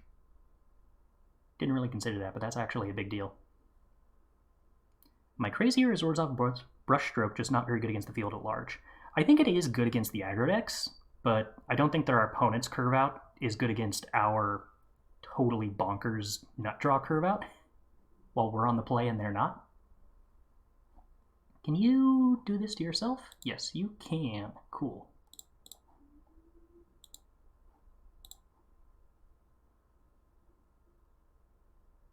But it goes to 1, huh? Well, less than 1. I draw 4 cards, huh?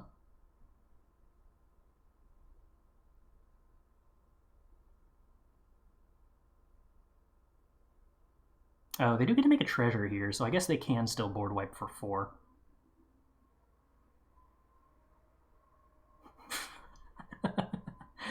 Alright, discard a land, discard a land. I guess I can keep Lair of the Hydra, maybe? Yeah, maybe it's correct to keep Lair of the Hydra. I don't know. But I guess this still forces them to use the treasure to Meathook Massacre us to death. And also keeps it at night after they Meathook Massacre, which is relevant. Alright, so opponent gains 11 life up to 14. And this is a pretty good indication of why white-black is actually good against aggro.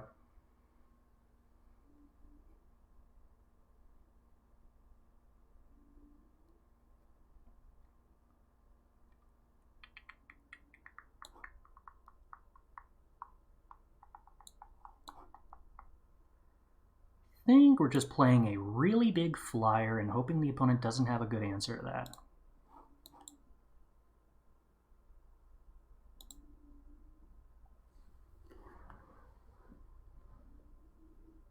We're unhappy if the opponent has a good answer to that. Yeah, double brushstroke's kind of scary. That's a lot of drain our opponent's got access to.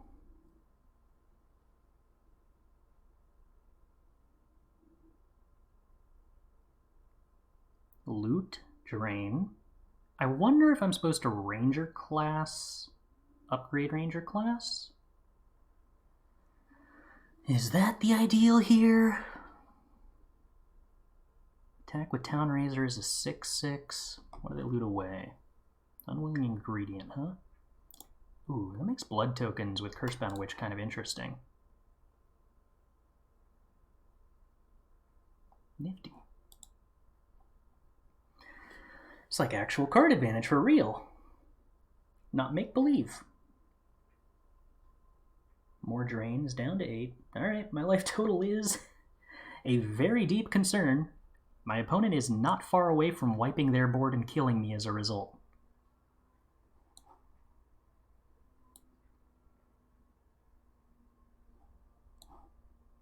I think we're on plan Ranger class.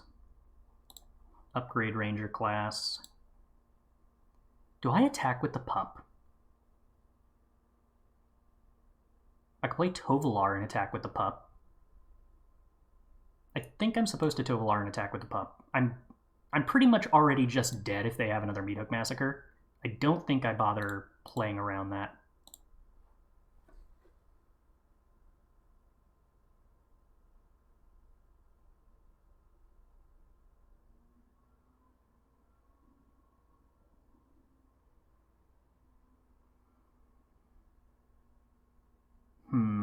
Okay, let me draw a card. I feel like the fact that I'm probably unfavored here is a pretty strong indication of why the white-black deck is solid against creatures. Although, I also think that it's possible that I totally misplayed and got greedy with my Tovolar and drawing a bunch of cards, and I was just supposed to keep my board smaller, or rather less wide, to play around specifically Meathook Massacre with Blardest in play.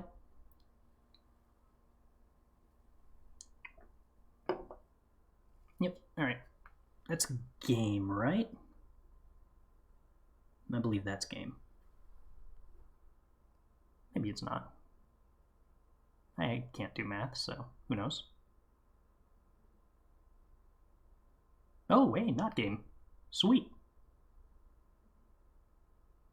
Okay, do I have lethal? Are you level 2? Yeah, so I can do 6, put my opponent to 9. Now, I can't do 9 with Lair of the Hydra.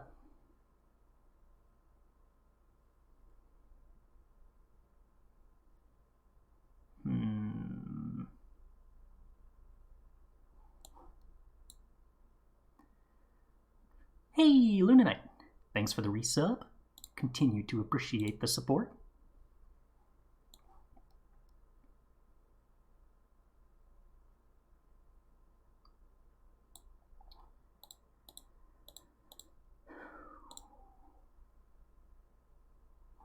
Well, anything that makes blood kills me.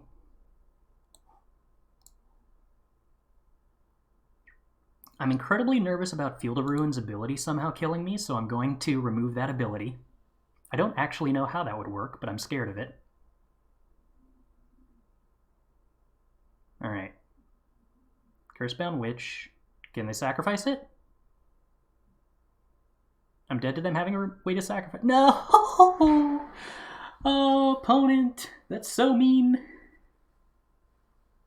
So incredibly deeply rude. Yeah, I have no clue what the resub thing is. I think that, like, it gives you a window to use it in that isn't technically, like, the month anniversary. Like, you get the entire month, so if you, like, miss it, the next couple of days it's still there. They got lucky? No, they didn't. We got really lucky to have that start. All they had was one brushstroke and a Meathook Massacre, and that was, like, enough to almost completely invalidate our entire position. Opponent got kind of just the average draw. Alright, let's see. I want Liberator. How am I supposed to beat these decks? Is it Caretaker? Is Caretaker, like, actually good against them, or am I just supposed to try to stay hyper lean? How's Gruul doing? Pretty good, pretty good. It's a solid deck. The Clerics matchup and the Brushstroke matchups are what I'm worried about. Worried against. Or both those words at once. And we've had ample opportunity to test them out. What am I playing for the first day? Oh, I don't get to play. I'm already qualified for the set championship through the MPL. I'm mostly just here to tell other people what to play.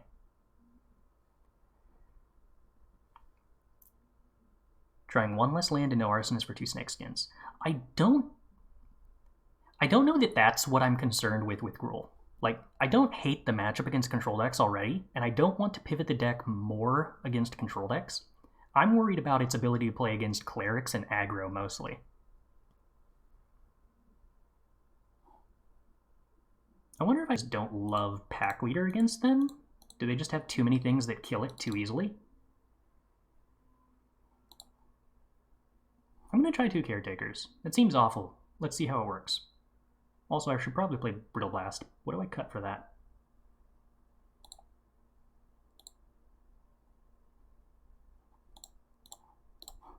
We'll try cutting a Tovolar. I don't think that's right. Clerics is a huge problem. Coco Captain is busted.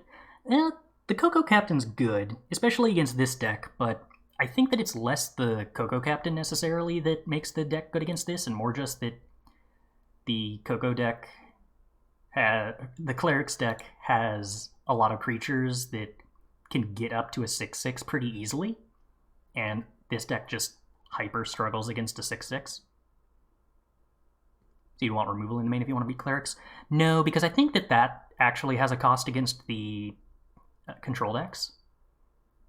I don't think I would change the main deck to reflect that.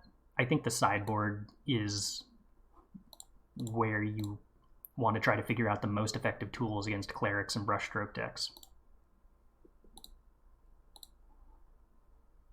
Ooh, am I supposed to play Rahilda or Packleader? It's supposed to be Packleader because I curve out Stormseeker next turn. So far, I've been trying to debate whether Tangle Trap is better than Plummet. I'm not entirely sure yet. The games we played today actually kind of pull me in favor of thinking that Tangle Trap might be better.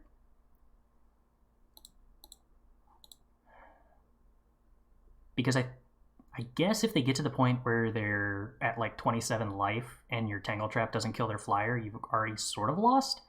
But I do feel like the 2-drop that gets counters on it that turns into a flyer when it hits 6/6, Plummet hitting that seems like a big deal. Okay. You want to make me lose 1 life every turn? That doesn't seem great. I guess it's a 4/4 lifelinking blocker whenever I turn it into Knight? Is that supposed to be the idea behind Curse of Leeches? That doesn't... Oh, no. It's not a card they main decked. It's a card they got off the Witch. That's why. I don't need to ask them why they're playing this card as a sideboard card, because it isn't a sideboard card.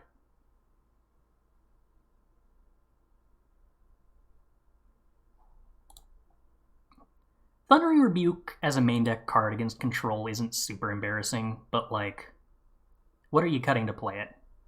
Because creatures are better, and I don't think that you have too many bad creatures that you want to cut against Clerics in game 1 anyway.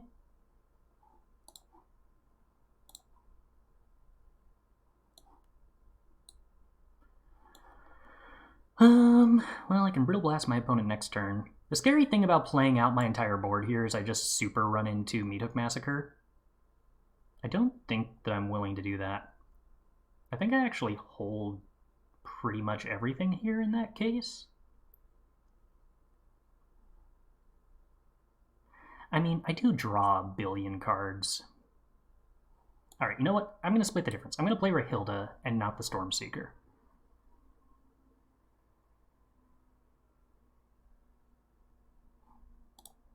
Tangle is good for Keystone. Oh, Key to the Archive? Yeah. But yeah, you're not bringing it in there. Both Plummet and Tangle, you're basically only bringing in against, what's the name? Ooh, Deadly Dispute's cute.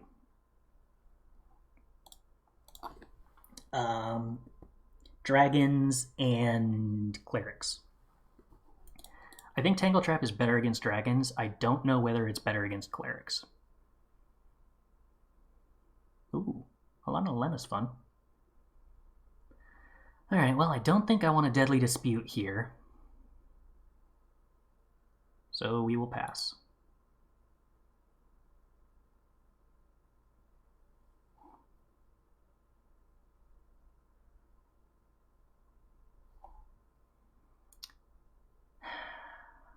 I think Brittle Blast is worth denying my opponent the Meathook Massacre trigger here. It's kind of sad I can't Brittle Blast my own creature and give all of my creatures they get exiled, because that actually would be quite a bit better for me. But yeah, we'll Brittle Blast the Blood Artist, deny the opponent a little bit here.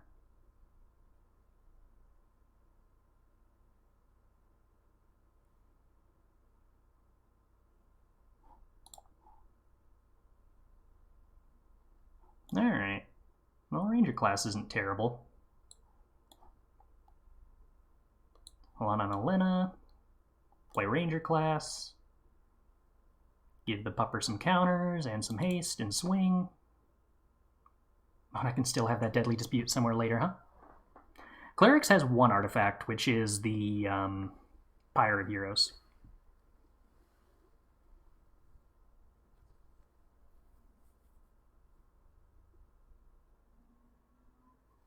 Whoa.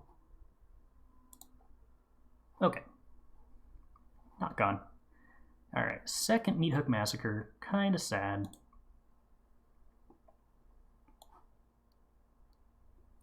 Stormseeker.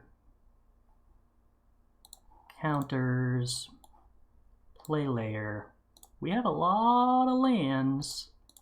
I guess that might be technically good depending on who you ask.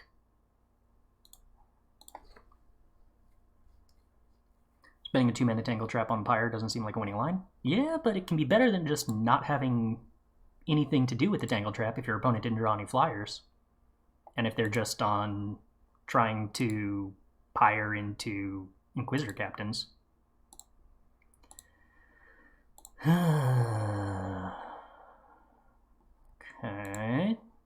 The good news is the opponent's used up 2 Meathook Massacres. Good news is Reckless Stormseeker is a cool card. The good news is Avabruck Caretaker is a radical card.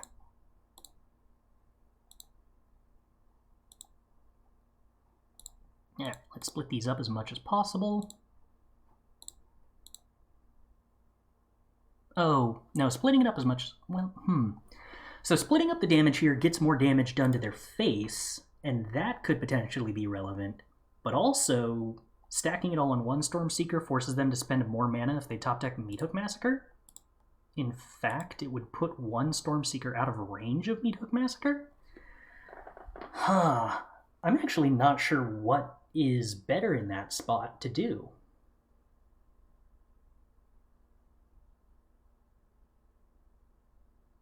Opponent drains.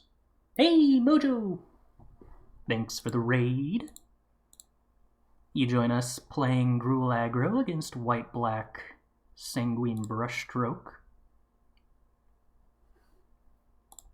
And watching the VML finals. Well, top 8 at this point. Okay. Oh, opponent, it's Knight? You're sure? You're sure it's night? Because night sounds real cool to me. Do you have Vanishing Verse? No, you have Hogger Mauling. Bummer. Okay. Well, it's still worth playing Ranger class, right?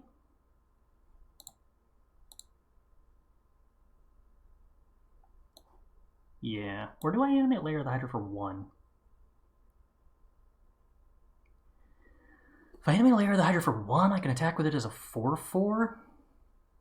No, I want it to turn back to day so they can't attack me with the Leeching Lurker, right? Huh.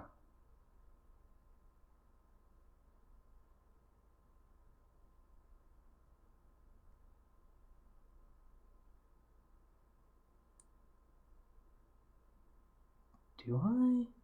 They get to drain me for 2. Let's say chump block the Slasher. Take 8?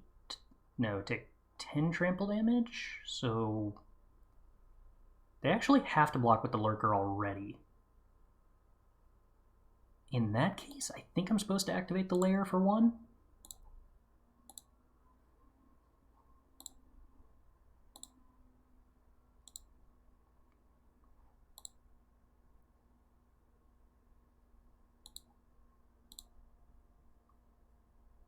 Oh, wait, no. What happens if they block the Lair with the Lurker?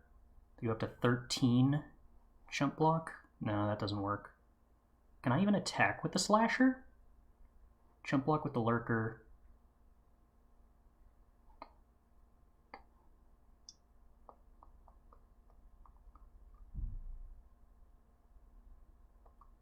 No, this works. I can't attack with the Lair. Oh, I can because I have the Ranger class. Does that make a difference, actually? I don't know. Maybe it does, maybe it doesn't.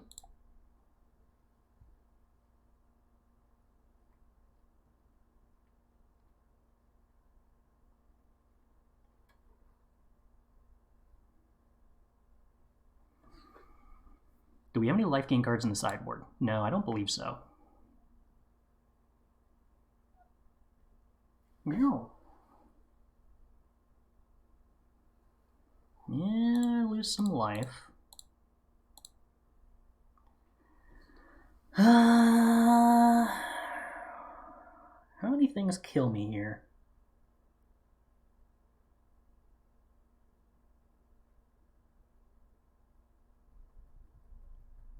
Down to 4.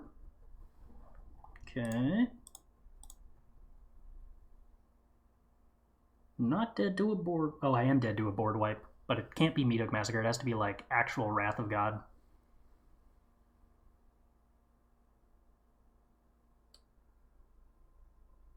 They can't cast the right because all of my stuff has hexproof. The card that killed me last game can't be cast at all here.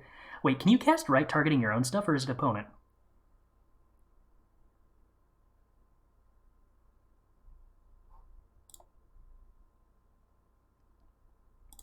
Oh, interesting thing about exactly Brushstroke is forcing them to chump block with 2 creatures actually did play around Brushstroke, because otherwise they could attack with the Blood Artist and 1 token to draw a card off Wedding Festivity to discard the Brushstroke.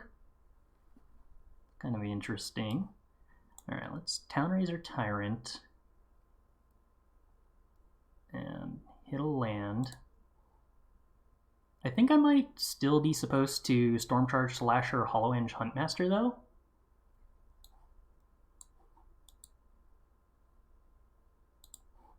Oh yeah, I messed up, actually. I wasn't supposed to play the Town-razer. I was supposed to animate both Lairs for as much as possible.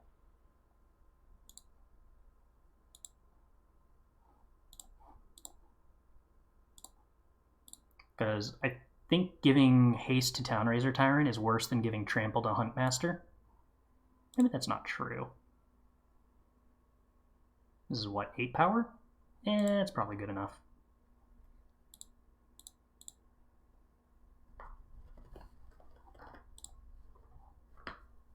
Looks like good enough. Is just target non-land permanent? Okay, so they can target their own stuff. That's not great. Am I supposed to not be playing Town-razer Tyrant against them? Is that actually bad? And what should I be playing instead, if that's the case?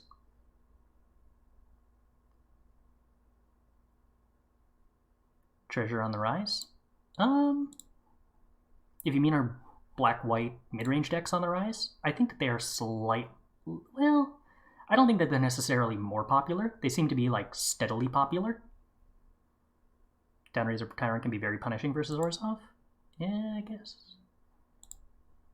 2 life a turn is something. Is that better than Halana and Alena? Maybe? Just lethal in the air. I think I couldn't... Oh, I guess I could play the second Ranger class. Yeah, that works. There were many routes to lethal there, to be honest.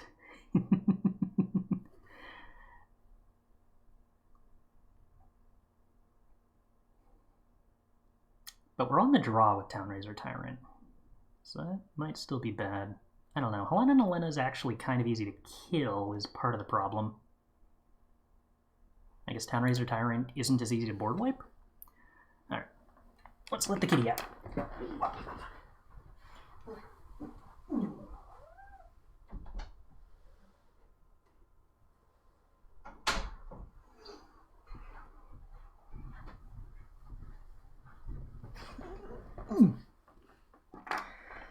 Alright, well, this feels like it's probably going to have to be a keep, but we're going to hope it goes well.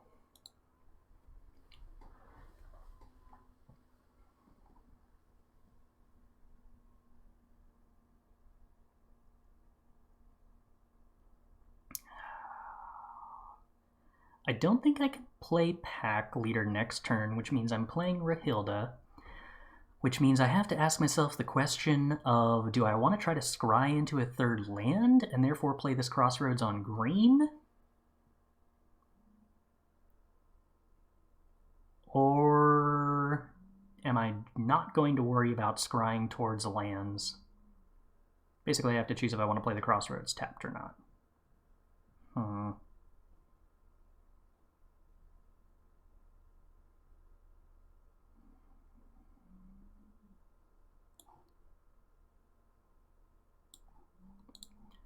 I'm going to believe in the top deck and not scry.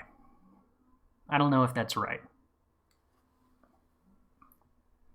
But I feel like it's a very interesting question.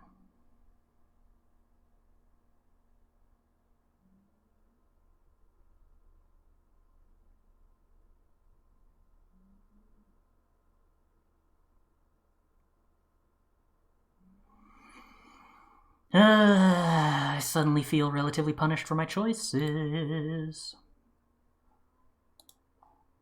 Alright. Hello, Rahilda. 3/3 first striker. No attaxies.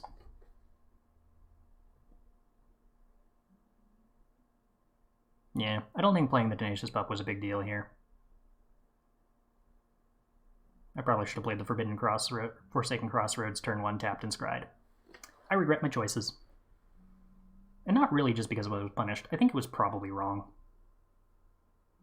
I don't think the upside was high enough of putting a counter on Rahilda to matter. Well, it's night. That actually is kind of nice. Why no Shatterskull Smashing in the mana base? I don't think we... I think we don't play enough mana to take very significant advantage of it. We could cut creatures to play Shatterskull, but then that makes you worse against control, and I think trying to maximize your control game 1 is, like, the reason to play this deck.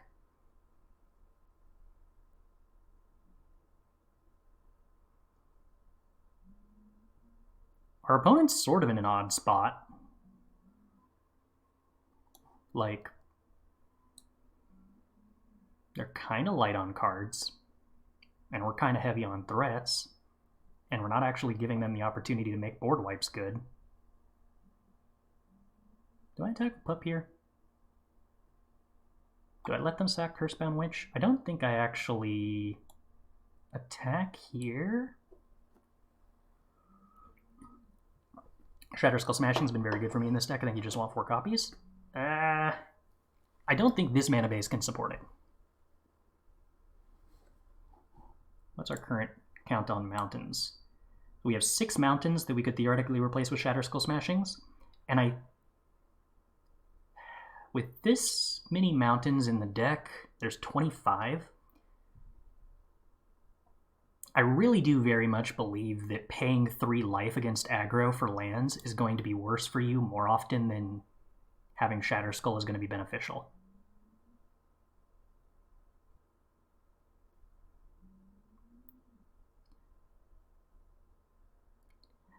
Can't support it in the sense that the fewer lands you have in a deck, the more significant the cost of...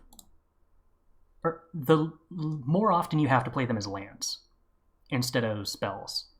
And I think with this few lands, there's going to be a very disproportionate amount of the time where you're just paying 3 life for Shatterskull because this deck has to curve out. And I think that cost is too high.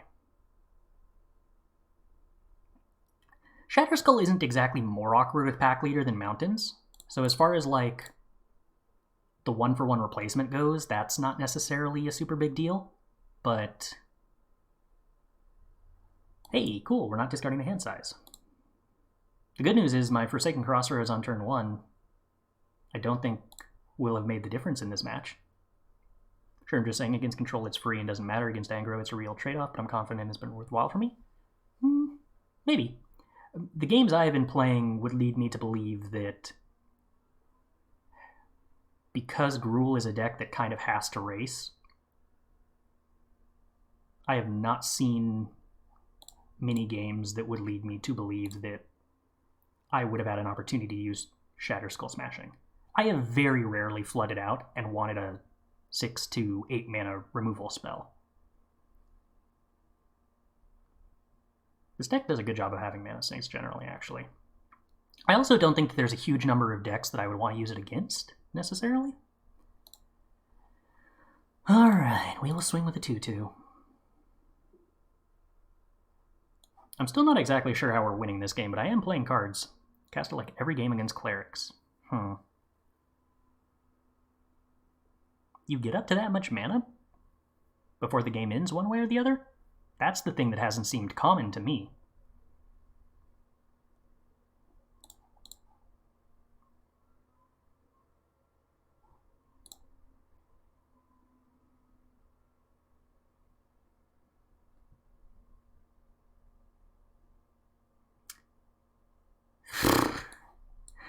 Good work, Lair of the Hydra.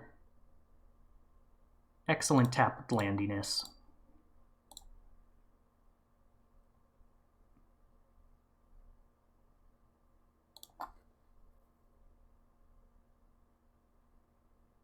Wait till they play a sweeper and then drop all your hasters.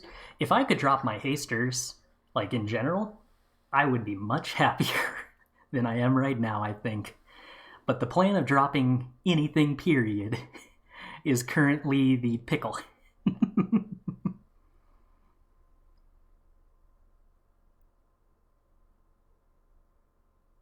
Sooner or later, my opponent's going to realize they just play a Meat Hug Massacre, and that wins the game anyway. I mean, maybe not. Maybe they still need a follow-up, but like, make a treasure, get 2 cards off Cursebound Witch, drain me for billion. Still seems good. I really needed to draw an untapped land there.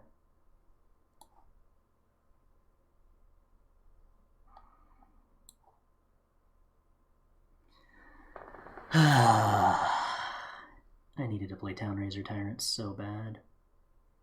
What are we doing? What are we doing? What are we doing? What are we doing? Am I even attacking?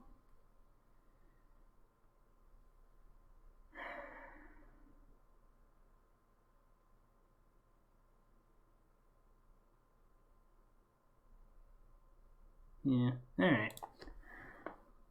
That could have been worse. Am I attacking with this 3-3? Turning it into a 4-4? Let my opponent block with Cursebound Witch? I don't think I want to do that. I mean, I'm still losing this game in the meantime, but I don't actually think that's beneficial for me at all.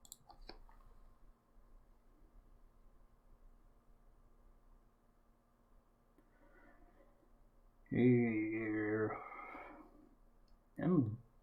If they find a Sanguine Brushstroke, I just super can't win. If they find a Meadow Massacre, I probably can't win.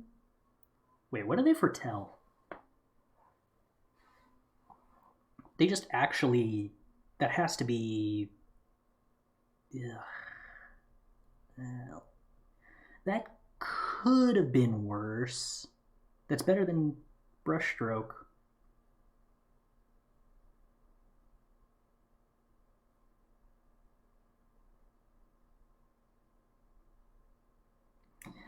But that, like, has to be the Doomscar, right?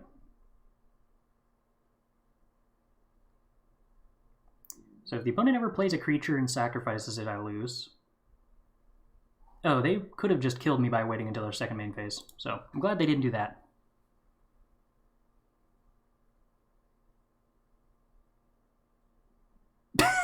That also... Alright, opponent, good work. That's better lethal. I approve.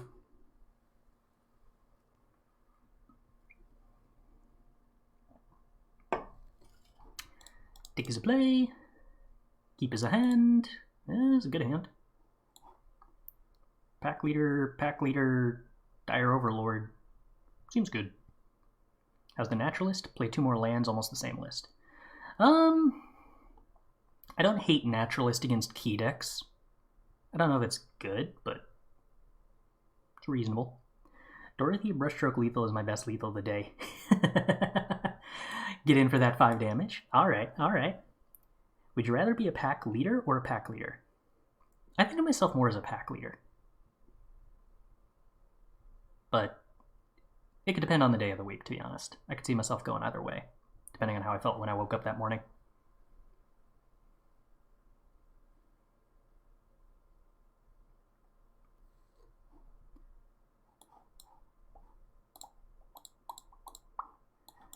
What did you name with that Crossroads, opponent? White?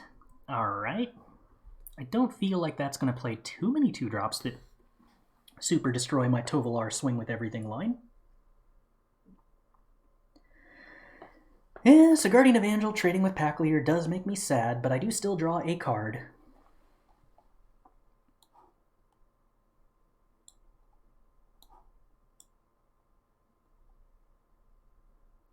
Is it worth swinging with everything here? I could swing with nothing and have it turned to night. And then play Kessig Naturalist. And then draw a card off Packleader? It's almost tempting enough, but I think it's probably wrong. Is Evangel a cleric? It is. Cool.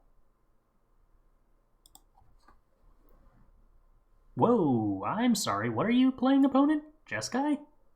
Okay, well, I guess I'm super glad that I swung with everything, because waiting... I guess having drawn Halana and Alena, waiting would have been beneficial, but... Well, who knew that at the time?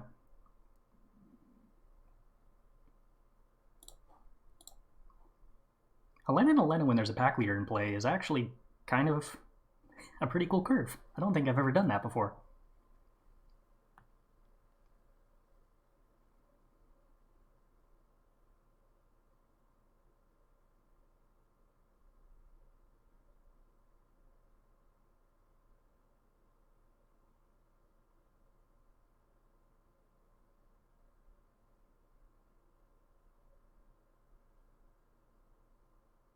Oh, you've seen the opponent we're playing against? Yeah, I am interested to see what this is. I kind of... Whoa.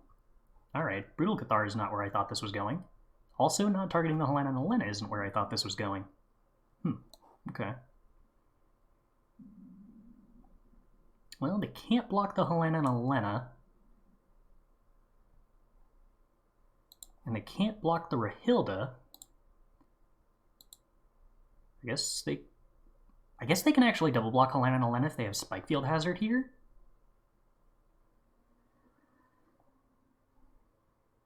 Yeah. What do we hit off that? Spellbinder? Tempting, but not yet.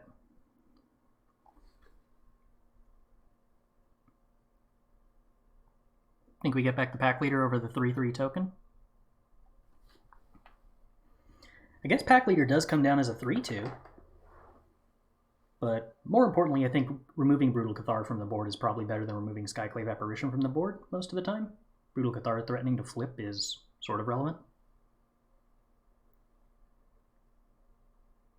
Okay, Glasspool Mimic, presumably going after Halana and Alena. Then we get to repool our second Halana and Alena. Repool? What does that mean? I assume I mean to say replay.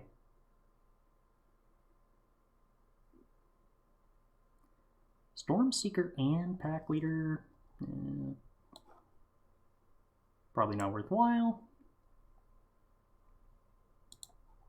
We will add green mana and presumably play this Packleader. No, wait, they actually went for the Skyclave Apparition. Okay, to permanently remove the Halana? I guess. Opponent, are you trying to tell me you have board wipes in your deck? With your Brutal Cathar Skyclave Apparition deck, you want to tell me that you have board wipes to make this block mix. Oh, I guess you have to not die. That's fair. That's fair. I forgot about that part. I didn't realize I'd actually done damage to my opponent this game.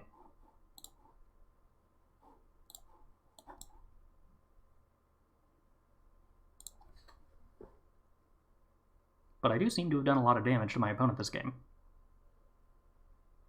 So we saw no reason for the other colors in our opponent's mono-white deck so far. Okay. Well, this is going to be curious. Seems like a Boros Captain deck. I mean, it's definitely 3-color. Playing Skyclave Apparition. Banish a Priest Tribal, sure. But that still doesn't explain the splashes. I still don't know what the splashes mean. Okay, I'm definitely supposed to take Snakeskin Veil. I assume I'm supposed to bring in Thundering Rebuke against Brutal Cathar Tribal. If my opponent's on Brutal Cathar Tribal, am I supposed to play Avabruck Caretaker? I don't know. The trouble is every card in my deck seems good against this. Blue for Mimic only, maybe? Yeah, alright, okay. You can try to put blue in every single Inquisitor Captain deck. It might work eventually. It's not bad, it just, I don't know. Trying to play aggro decks with tap lands sucks. I feel like. Hey Chris, I saw the Alchemy. Is it a list you played and can't figure out why you play 4 Rakdos Pathways?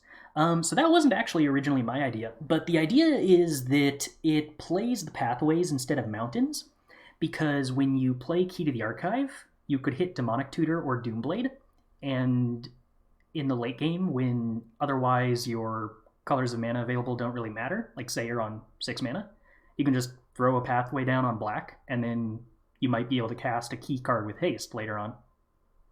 So it's kind of free. I think that it's a good idea. I'm still not totally 100% convinced that black is better than white for that purpose. Which... Lightning Helix is pretty good against aggro, but Doomblade is better in a world where there are so many 4/4s, maybe? I should figure out what my sideboard plan is. My sideboard plan is that I'm not going to sideboard. Submit! Is there any reason not to bluff with some pathways if you're playing a non-snow monocolor deck in Standard? There is Field of Ruin to consider, technically, but I guess there isn't like a huge number of reasons. I gotta keep this hand, but this Rockfall Vale kind of hurts.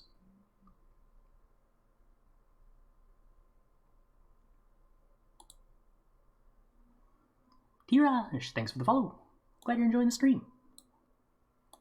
I think it's a lot more important that I actually play a 2-drop on turn 2 than playing a 1-drop on turn 1.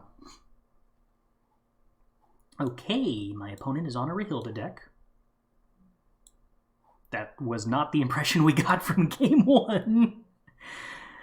Well, they are possibly playing Brutal Cathar here, but they are definitely not playing Skyclave Apparition. Okay, Stormseeker. Stormseeker, pump Rahilda's power. Alright. That's a line. That's reasonable. Oh, did they just steal my Town-razer Tyrant? That's so rude. Huh. I could play Tovolar here. draw a card with the Packleader, have a 3/3 to block. Not super excited about that. I think I'd rather play Pup Rahilda. My logic being that it's kind of hard for them to attack into a 3/3 first striker even with Stormseeker. And I think I am attacking.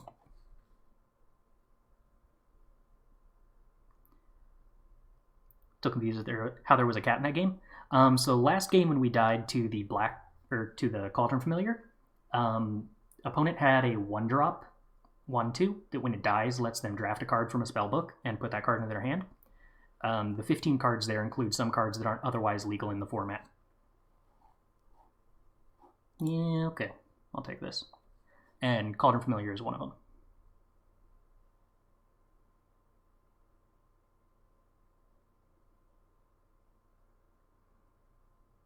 I find it relatively unlikely that the opponent didn't play something with Stormseeker just so that they could land drop, play Town-razer Tyrant. Yeah, that looks like that's the case. Halana and Alena partners?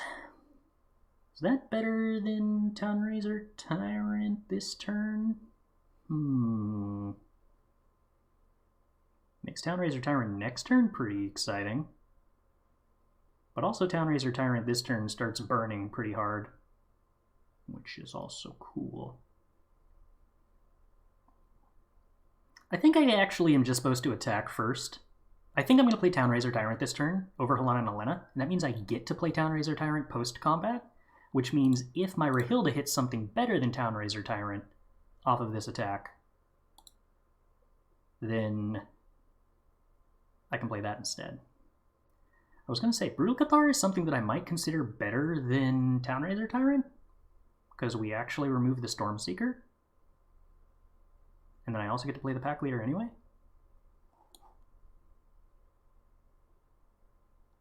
Yeah, I'm going to go with it. Might actually be the case. Now they can't really attack with their Rahilda into my Rahilda. I think I'm pleased with how I played that. There might be an argument that Brutal Cathar was worse than Town-razer Tyrant there, but I don't think that's the case. So, opponent can attack with Rahilda if they want to play my Town-razer Tyrant. I don't think they want to do that. I guess the bad part about playing Brutal Cathar is if they have a Brutal Cathar and hit the Brutal Cathar, then when their Brutal Cathar dies, they get back a Brutal Cathar. Maybe that's a reason I'm just not supposed to play the Brutal Cathar there. Maybe that gives my opponent way too much ability to get back into this game.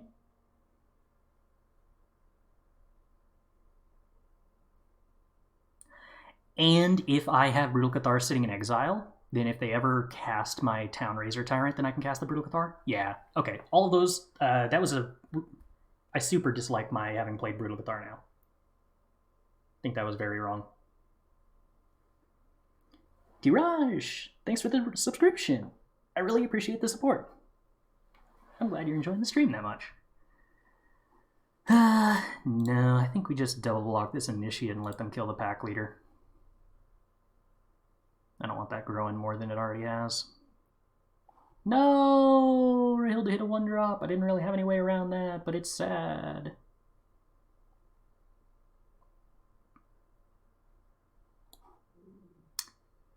Alright. This situation ain't stellar. But here we are. I don't believe I'm attacking in this position.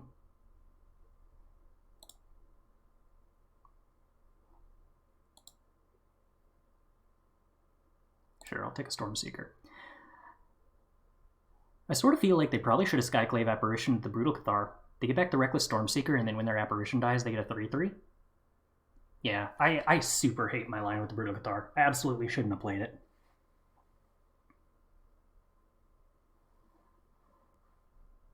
I turned so many cards into good top decks for him because of that.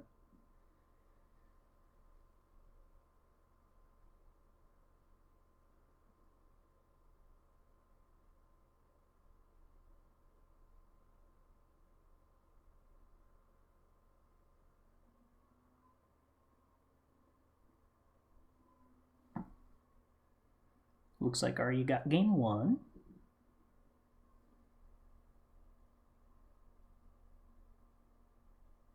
Cool. That's why I didn't attack with a pup. We held back a lot of damage there, and I definitely don't want to block with his Brutal Cathar.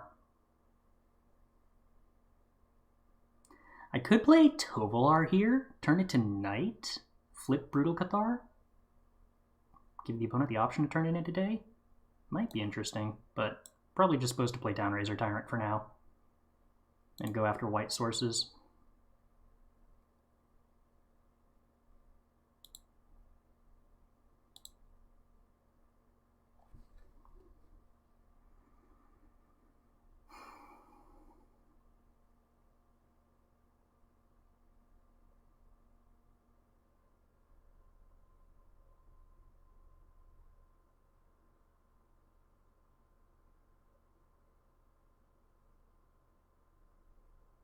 I suppose this is a matchup where the Arlens that I cut actually would be kind of nice. They line up well against Brutal Cathars. Okay, so they should have hit their Brutal Cathar with that. It was definitely infinity better for them to have hit Brutal Cathar there. And get the Reckless Stormseeker back. Oh, now that they have a Brutal Cathar. Goodness. Okay. Yeah, I'm dead to this Rahilda. Oh, I'm like billion% dead to this Rahilda now.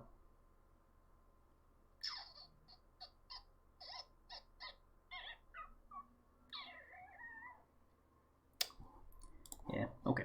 I concede. I forgot to say good game. I'm a bad Magic player. What was Arlen cut for?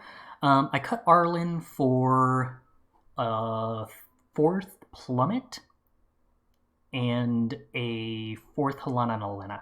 Assuming that I think those are probably still better against the mirror, or at least Halana and Alena I think is better against the mirror. And I like both of those more against clerics. Board in the Flame Blast Bolt. Yeah, alright.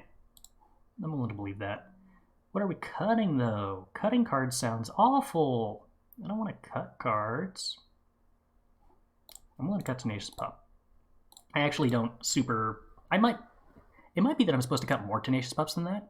I just don't like it a ton against, like, tribal 3-drop removal creatures.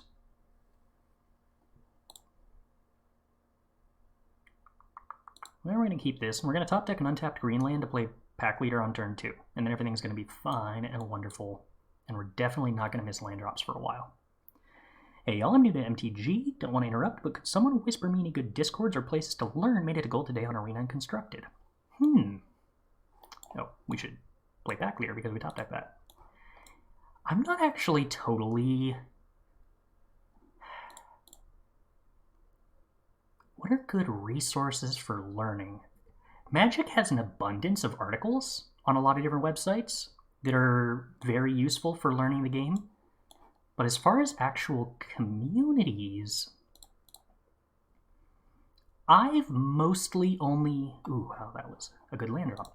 I've mostly hung around Twitch, to be honest. It's not like a focused community on helping you improve, though.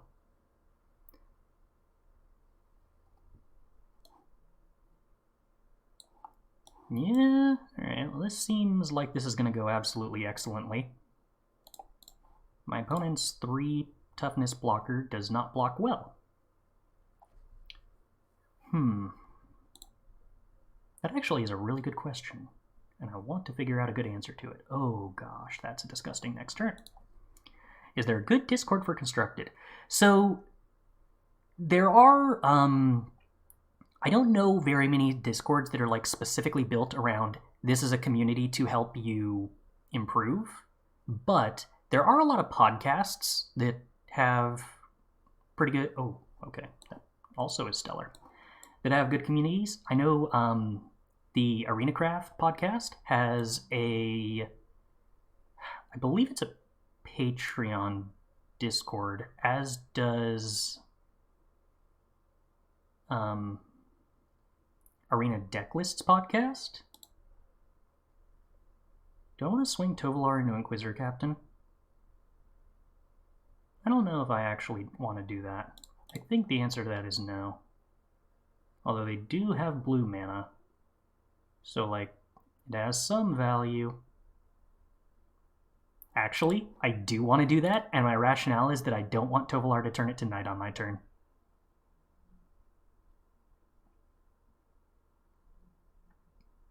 What are the VML finals? So the VML is a tournament for marginalized gender individuals that runs, I don't know the exact length of the season, but it's a oh, that's actually cool. I hadn't thought of that. It runs for, I think, like 2 months. That has a Swiss season of weekly matches and then a top 8 playoff. And today is the top 8 playoff that I've got a couple of friends playing in. So I wanted to watch it. Oh, yeah, alright. Answered both my Halana and Alena's. That's cool. But also I've got these somehow giant Tenacious Pups. I would not have expected. But here we are. Yeah, Brad Nelson, that podcast, I don't know if the Discord is still running for that podcast anymore. Also, if you ever have any direct questions, I've also got a Discord that I am generally always around in and willing to answer any questions whatsoever as long as I'm awake and looking at it, which basically means if I'm not streaming.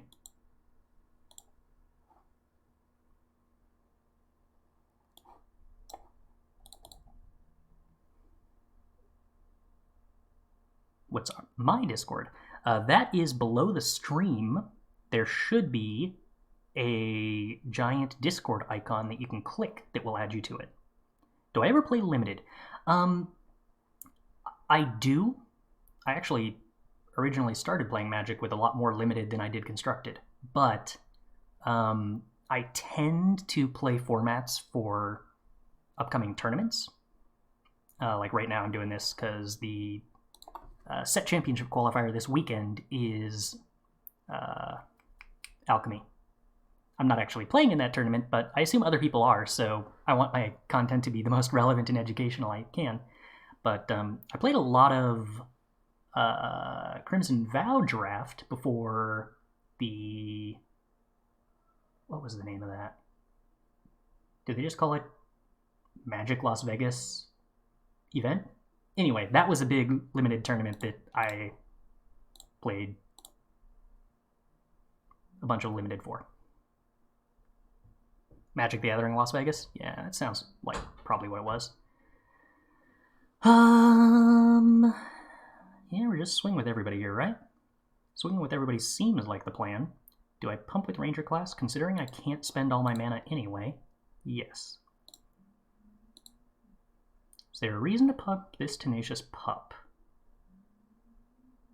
It stops it from dying to a double block? Do I care that it dies to a double block? I don't think I care that it dies to a double block. I think I just put more power through in the air.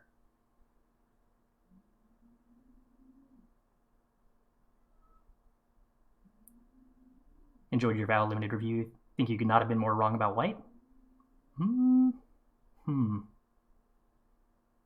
This is an interesting stack block. I still stand by that I did not like the idea of drafting white because it was pretty thin. But it's worth noting, draft formats, what is actually good, do change over time as players become more familiar with what archetypes are good and what commons fit into what archetypes.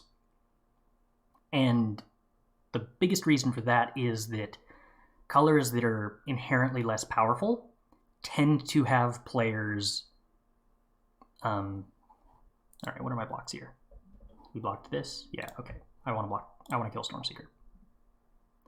A color that is inherently less powerful will have fewer players drafting it on average, and it will be more open as a result. And that kind of has a natural balancing effect on small differences in power level.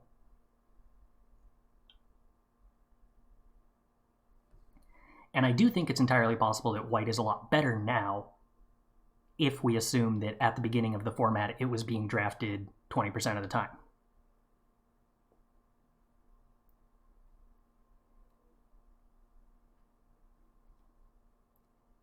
At the time of the tournament in question, we were really early into the set's life cycle. Alright, so that hits Town-razer Tyrant. Okay. They can't really attack with anything here, but... Actually, do they have a way to not die to Packleader? I guess they can double block it.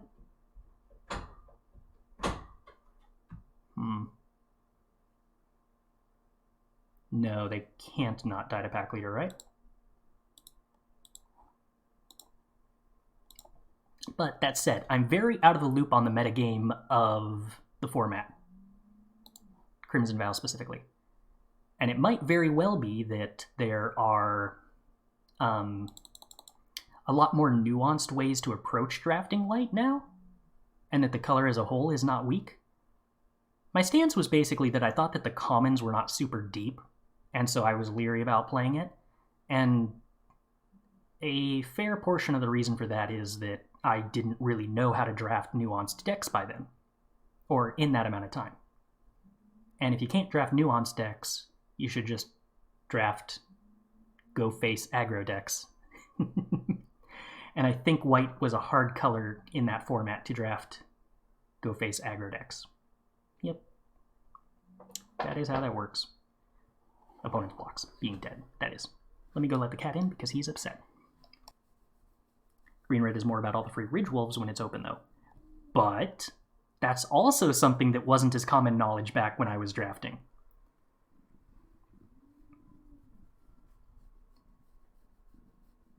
The overall context that all cards have to be evaluated in really does change as Limited goes on. It's pretty interesting. We're going to keep this. I think I'm supposed to go Packleader into Pup, and not Pup into possible different 2-drop into Packleader. I think I'd rather be putting the counter on Stormseeker most. Never mind. Plans change. We adapt. Think you can build green-red a bit more controlly, focusing on Weaver and Flourishing Hunters? Yep. Most color combinations do actually have some interesting variability to how they can be built. But early on in a format, I tend to value what is the simplest sort of thing to draft. Oh, I am sad. Because the simplest thing with the most redundancies is very often... what's the way to put this? Do I want to trade for that Sedgemoor Witch? I hate trading for the Sedgemoor Witch, but I think I probably... No, I just want to give Pup haste and attack. I don't want to trade my Stormseeker for it. I probably want to trade my Stormseeker for it, actually, because they're just going to remove the Stormseeker and get a 1-1 and then I'm in trouble.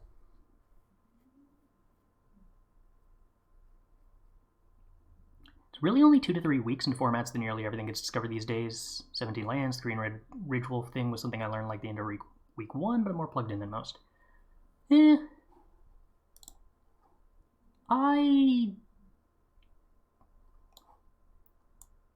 don't know that I would say that it gets solved that quick, personally.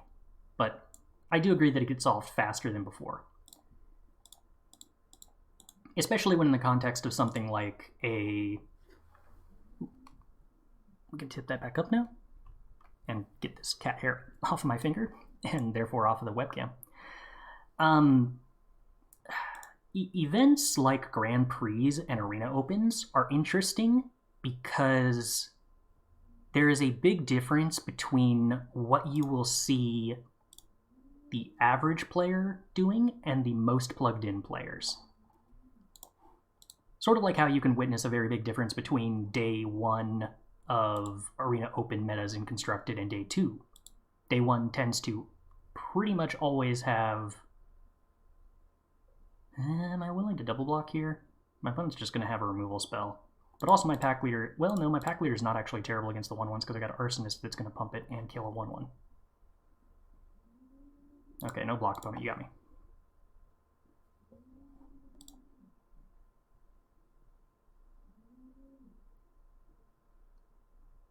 No removal would be excellent.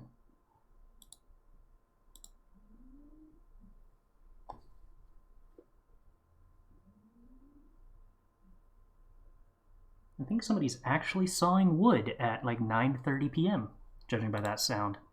So that's interesting. Also, I don't have a hand anymore, or the ability to functionally do anything. These Tenacious Pups are extremely bad against opponents' mono removal deck.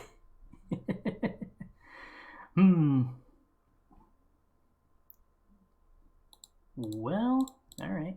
We're gonna swing with some pups. Also, I don't have a second red source. That's concerning.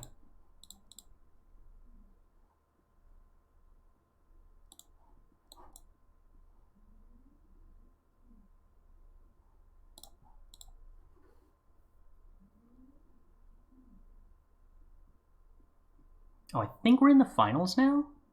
Zabrackus versus Hawkbuck? Yeah. Or versus Arya. I just read the names on the left side. Didn't realize the other name was on the right side. Yeah, I'm going to continue taking 3 here. That's not great. Game 1. Okay. More Sedgemoor Witches is scary. Okay. How are we doing this? I think the answer is I'm probably losing here no matter what. Ironically, I think my best creature possible has already been discarded. I kind of need my opponent to have nothing but lands, which seems unlikely because they haven't made land drops.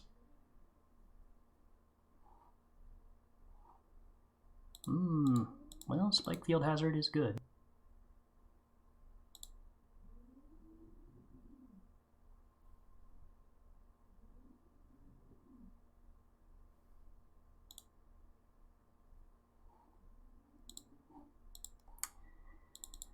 Alright, we get to attempt to block a Sedgemoor Witch. I'm not excited about it, but we get to do it.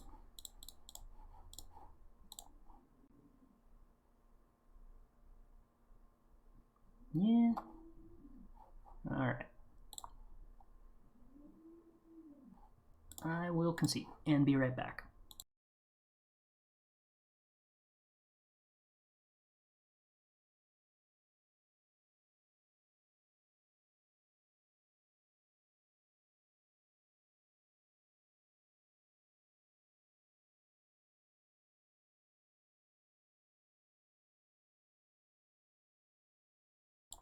Alright.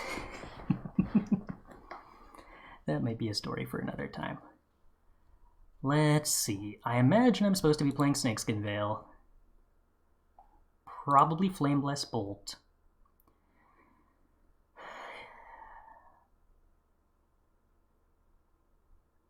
I'm probably supposed to play Caretaker, right? I mean, my opponent... There's a good chance my opponent's just on a bunch of Mind Rots, and I'm never actually going to get to play a 6/6. Or rather, a 6-drop. Bo3, thanks for the follow. Glad you're enjoying the stream.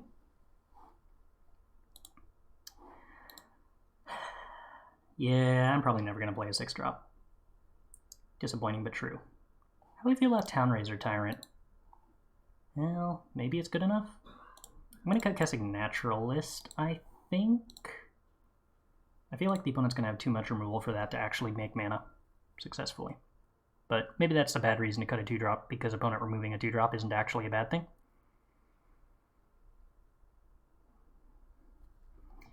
We take the play. Sand is so good if I draw a green source, though. Oh. Are we willing to keep this? Are we willing to keep this?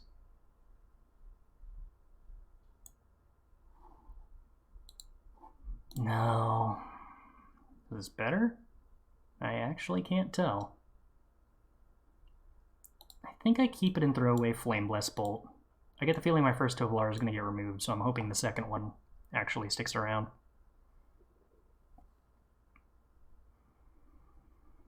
Mulliganing puts me so bad against my opponent having Mind Rots, but at least Ranger class is actually probably one of my better cards overall.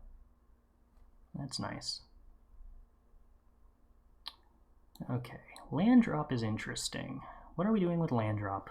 Do I want to try to play Tovolar, or do I want to wait to play Tovolar until I have another green source? Can I afford to try to wait to play Tovolar until we have another green source? I think so.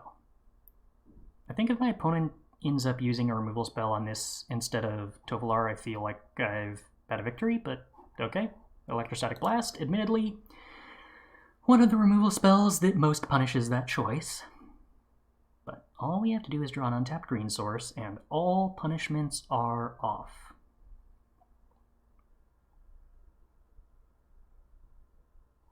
Good work, deck. Good, good, good. Solid good work. Renin69. Very nice. Thanks for the subscription. I appreciate the support. Yeah, alright, Bloodvile Purveyor is the reason that I should have boarded into a, whatchamacallem, huh?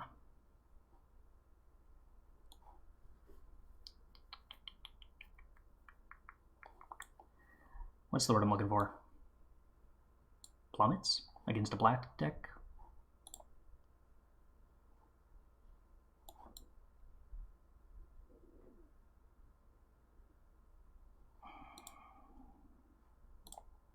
Alright, well, we're going to try to dodge a board wipe, and we're going to try to dodge another Bloodvile Purveyor.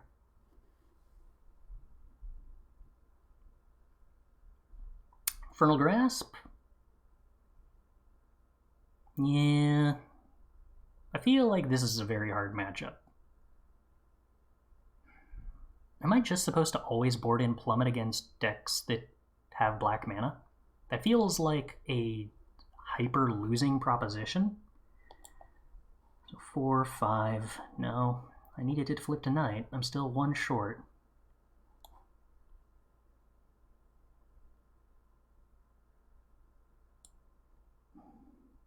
I could just play a Ranger class upgrade here. I mean, opponent didn't attack with Bloodvile Purveyor. I'm hoping that means they don't have a removal spell for this Tovolar. But, okay, sweet. That's a good start. That's the beginning of a start. What are these crossroads on? Red and red? Okay. The opponent does lots of damage to me. What are the follow-ups? How close to dead be I? Meet up for 4. I am extremely dead is what I'm hearing. Like, absolutely, absurdly, insanely dead.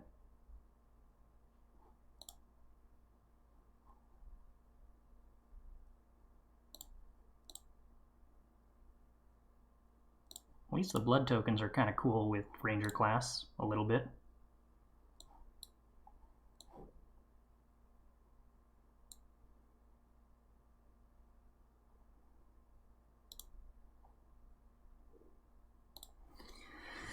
Still, I'm on plan. Hope the opponent doesn't have removal or Town-razer Tyrant. Infernal Grasp doesn't hit Town-razer Tyrant. That's something. Do they have any removal that hits Town-razer Tyrant? Please forget. Oh, wait, no, Infernal Grasp super does. I'm not thinking of the right card. Never mind. Yeah, alright, I'm dying. Almost had it, though. Not really, at all. Even a little bit. Yeah, Power Word Kill is what I was thinking of. Yeah, there is rapidly actually no outs in the deck.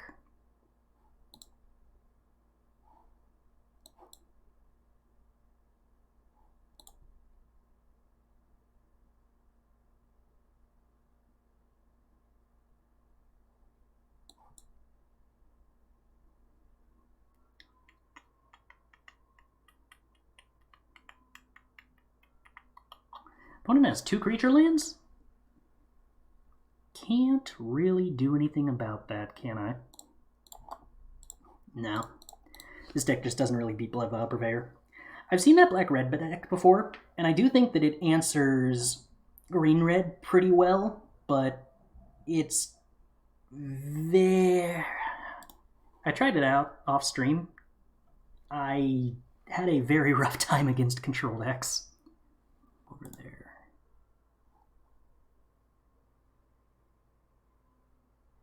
Game 1... Oh, is this still Game 1?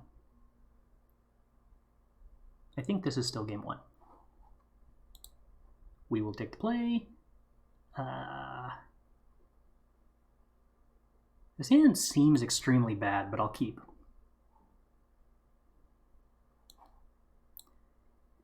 Not sure how I feel about playing a deck that ensures Dragons always top decks gas. Dragons absolutely hates playing against a 5/6, though.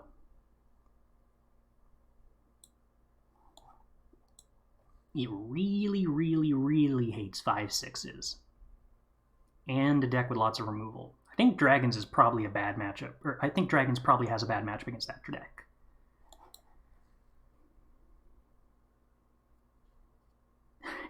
Yeah, if you're attacking with all the Storm Giants, true, that is usually extremely good.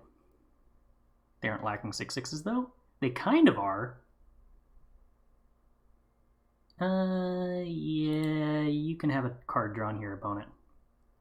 They have like 1 or 2 6/6s, generally, and not often too much more than that.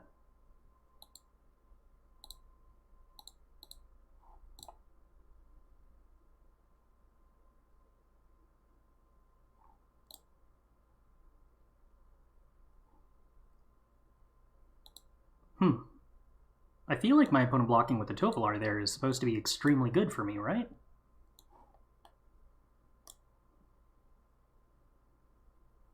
I got me a 3/3 first striker. Pretty good against a Packleader.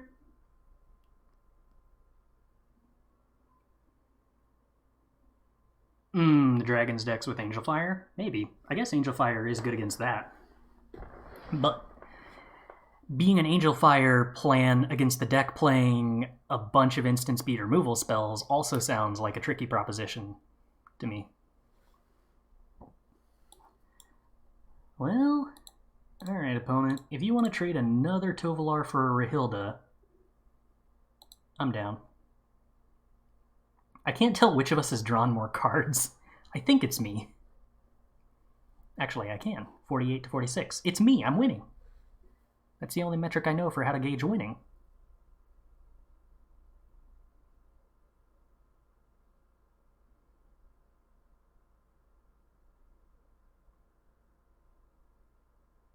Me, 6, 7. Well,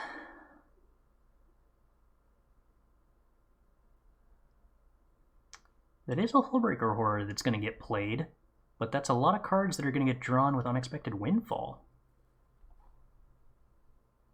This is kind of a surprising block. I would have thought that they double blocked Rahilda. Getting rid of that first strike seems important. I'm just gonna Town-razer Tyrant that there Lair.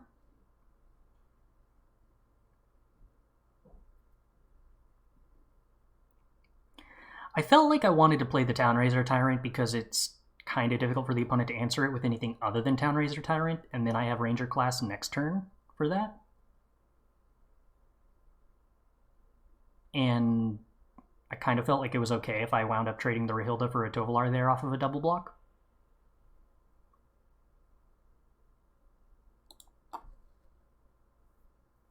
I think since I was on the play, I'm supposed to be as aggressive as possible, and I think Town-razer Tyrant best supports that. But both lines are pretty decent. Neither bad. So if I stack block, I trade Town-razer Tyrant for Tovolar. I could also just chump with Tenacious Pup, I guess. Is that good? I don't have a ton I can do here. So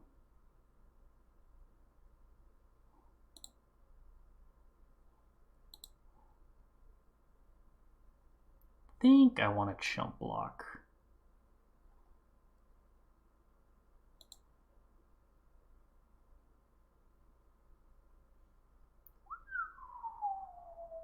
Okay, Tovolar is interesting. Tovolar is actually wicked extremely interesting, isn't it?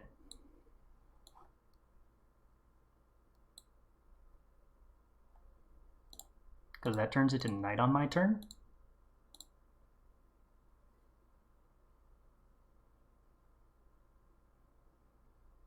I feel like if we get to the point where Rahilda has double strike, we're probably winning anyway, though.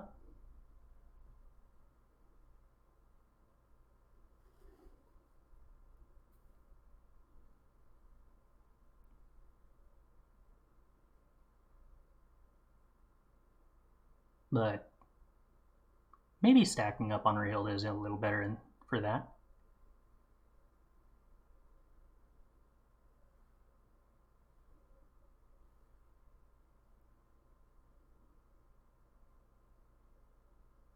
Oh, okay. Really? Huh. I didn't really foresee that ending there, but okay. So, last time I think I cut Packleaders and Town-razer Tyrants. Boarded into Caretakers, Halana and Alena, Thundering Rebukes, Burning Hands, and I think Brittle Blast? And I don't think I played Snakeskin Veil. Seems alright. We were playing Alchemy, yes. Alright, who got game one? There's no score on the sideboarding screen. No!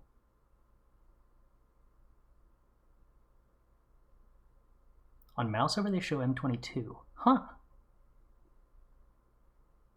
That's kind of weird.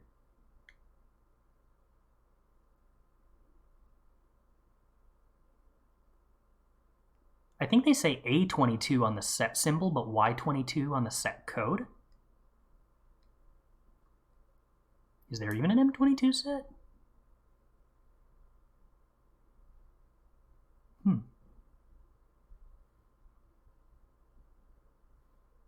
I don't think there is an M22 set yet, right? Unless it was technically the welcome decks that released in paper. If they did that, they've done that in the past.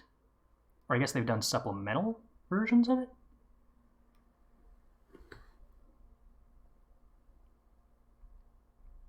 M22 would be the summer set. So, what would that be? Is it like Return to Dominaria, or is that Brothers War? It's technically the core set this year. M22 is... Oh, yeah. AFR is M22. That's what it is. Yeah. Although if they did welcome decks, I guess that might have had the 22 set symbol because there wasn't an actual 22 set.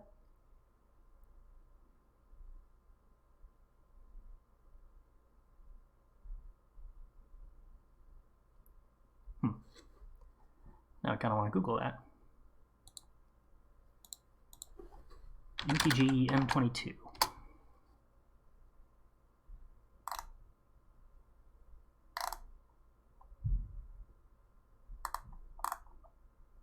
Nope, not really anything.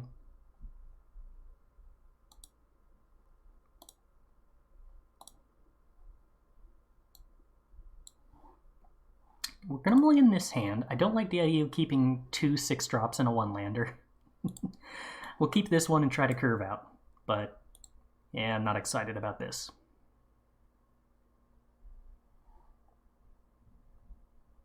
Never mind, I just looked. No idea what I saw. I'm 9 hours into a night shift. Oh, no judging.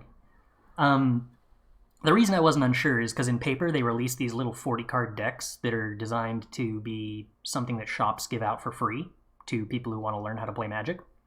And those usually have the core set symbol, but include cards that aren't actually in that year's core set. And I would totally believe if you told me that they printed those last year and released them alongside AFR, but they said M22 instead of the AFR set symbol. I think they probably would have done that, but I think they just didn't release starter decks last year. I can't recall having gotten any anyway.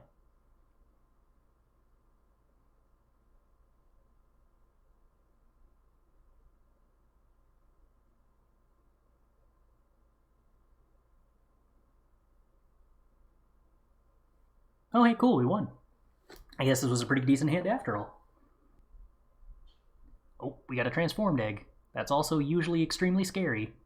That's a good sign. Ugh.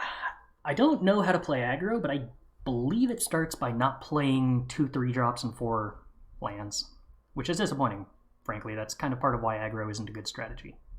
See, what's the point of having a deck where you can't keep... I guess it was 5 lands, wasn't it? Alright, this is an interesting question. Do we keep Ranger class or Rahilda here, chat? Which is better? Are we on the play? Can I tell at this point if I'm on the play or not? I think Rahilda's better than Ranger class on the play. I don't know about the draw. I'm going to assume I'm on the play. Why would I lose a dice roll? I'm on the draw. This is terrible.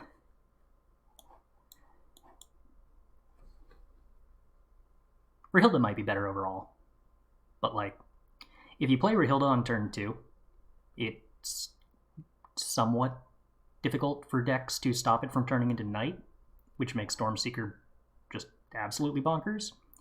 But if you're on the play, or if you're on the draw, then playing Rahilda on turn 2, it's not as difficult for the opponent to have some 3-drop or turn 3 sorcery speed thing. Like, Expressive Iteration isn't something your opponent wants to do on their turn 2, but is something they want to do on turn 3. Divide by 0.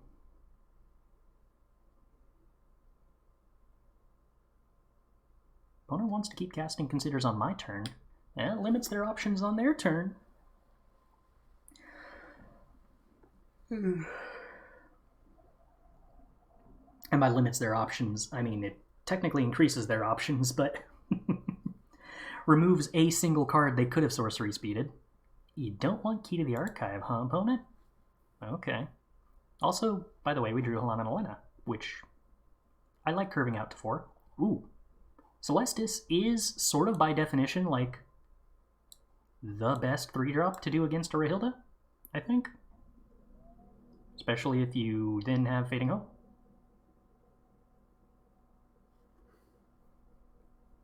To bounce my Stormseeker. That'd be wicked rude, opponent. But on the other hand, the possibility that they have the 3rd Consider seems slim? Not impossible, but slim. Yeah, they do have Fading Hope. How surprised am I? Not particularly. Alright, stole a Vanishing Verse from the opponent. That's a card I'm happy they didn't draw. And it means I have an answer to a Lair technically at some point.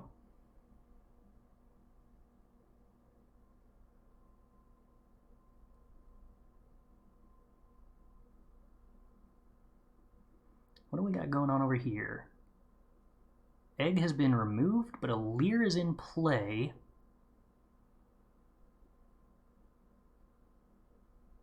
No cards for the blue-black deck, though?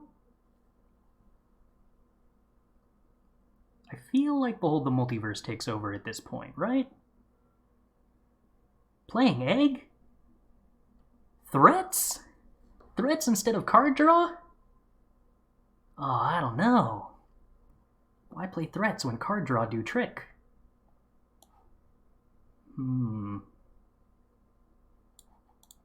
I supposed to play Pup into Stormseeker to do more damage here? Or Stormseeker into Pup to have the counter on Halana and Alena next turn?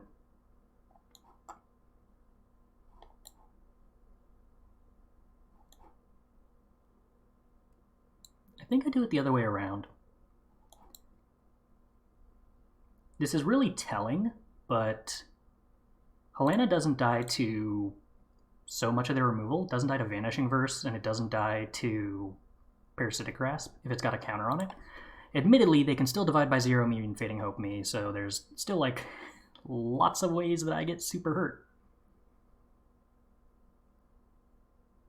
Oh, all the Windfalls got exiled by a test, but then one Windfall got put in the graveyard for Lair because of a Siphon Insight. That's cute. Alright, second Meat Hook. Okay.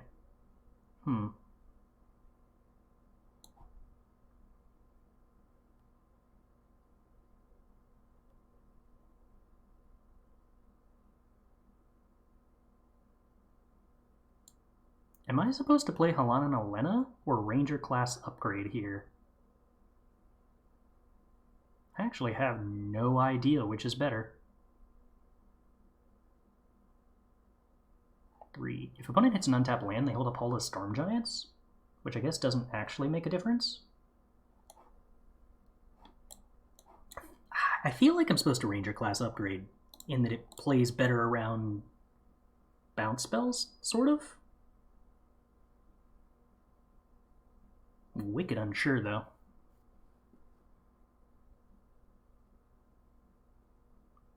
Oh, that's lethal, right, with the Spike Field? Think class is better here? It's really interesting. Why did it turn... Oh, this is my upkeep. Okay.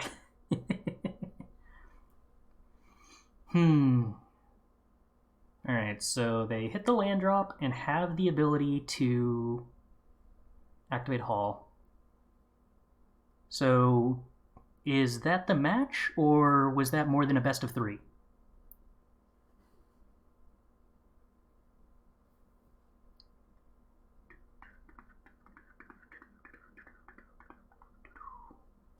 There's definitely a temptation. If I play Halana and Alena, I'm just sitting around putting counters on Wolf, maybe upgrading Ranger class and trying to outvalue my opponents better. It was only best of 3? Ooh, does that mean Arya won? Oh, I'd be excited to hear that if that's the case.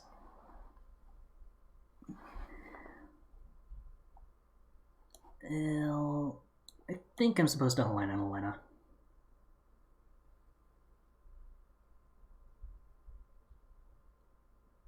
This is going to hurt if they have Divide by 0, but at least then I get to attack with a Wolf. Make a 7/7? I guess I'm not attacking with the Wolf then.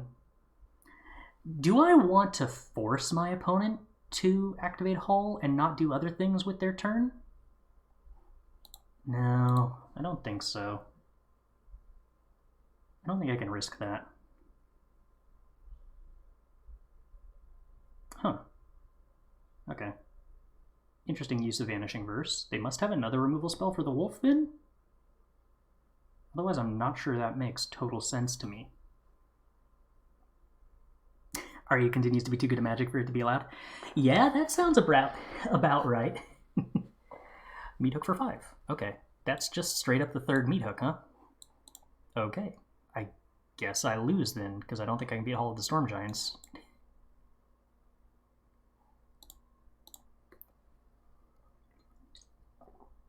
Well, there's a world in which I can race all of the Storm Giants.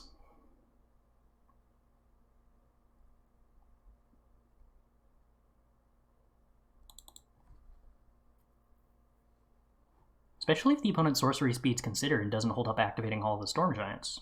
That makes it easier to play around Hall of the Storm Giants.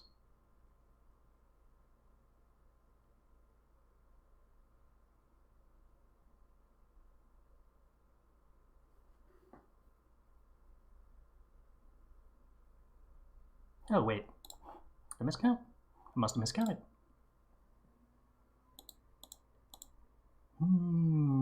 Yep. It's weird that a pup gains me a lot of time here. But Ranger class was a solid top deck. A very, very solid top deck. Makes the opponent's Hall of the Storm Giantsing less good. I totally forgot that I could attack into Hall of the Storm Giants with Vanishing Verse up. I don't think I had the mana to do that, but that's interesting. I need to remember that. TSMTG, thanks for the follow. Glad you're in the stream.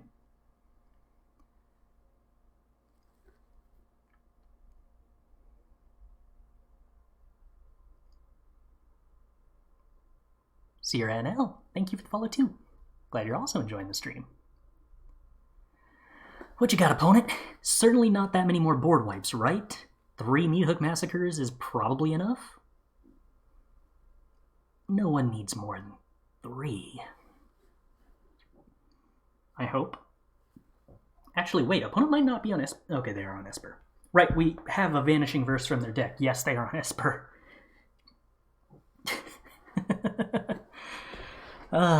It's a good thing you don't need to have memory to play Magic. Oh, I love the crown. What's allowing him to cast the Vanishing Verse? We hit it with a Rahilda much earlier in the game. So now any turn in which we attack with a wolf or a werewolf, we can cast the Vanishing Verse that it exiled. Yeah, I'm going to block Z22 on Z77. I do not want the 2-turn clock.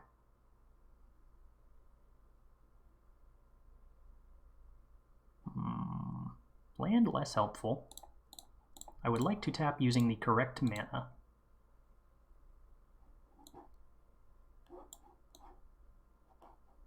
I will play around Jwari Disruption, because I know how Magic works. And unfortunately, this doesn't quite attack with 6 power. It's only close to attacking with 6 power. I don't know, I feel like memory is pretty required in my 75 when it's legal. Yeah, that's true. That's true. I have cast a memory or two, but in an amusing twist of fate, there is no card in existence that has caused me to make more judge calls on myself than memory. So read into that what you will.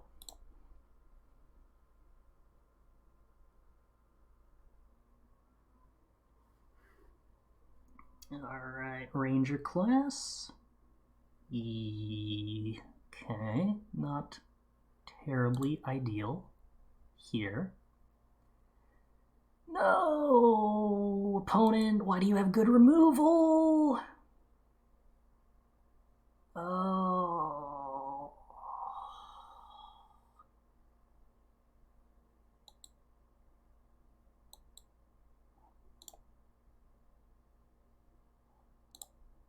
If only Lair of the Hydra had been the draw instead of Rockfall Vale, then we could play a Lair of the Hydra this turn. I mean, that's not really how those cards work. Your Hopeless Memory has always been a favorite. Yeah.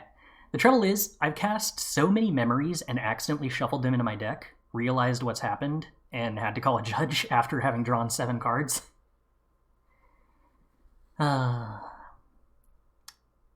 You don't need to be good at Magic. Alright, well now I just probably die to a removal spell? That's not cool. Alright. I was wondering if I was supposed to hold back with Lord of the Ulvenwald to play around removal spell plus Hall here. I guess there's not actually a lot of removal spells they could have. They could have Vanishing Verse is the big one. For the Lair.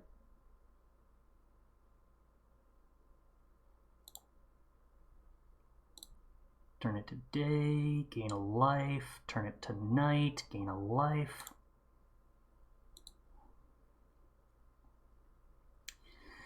Yeah, this is an interesting spot we find ourselves in. Both players flooding out pretty bad. Them with looting, but me with Ranger class.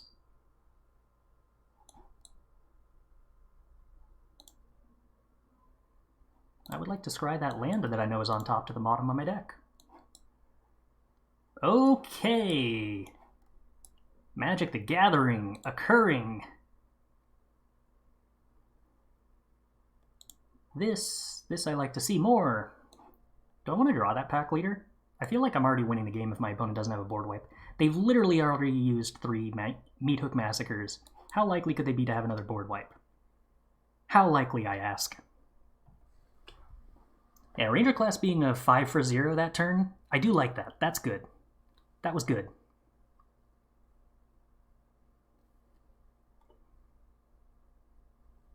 Divide is a board wipe? Divide? Is Divide a board wipe? Did I... Oh, Divide... Yeah, dividing Meat Hook Massacre is a board wipe. Yeah, good point. I always forget that's a possibility.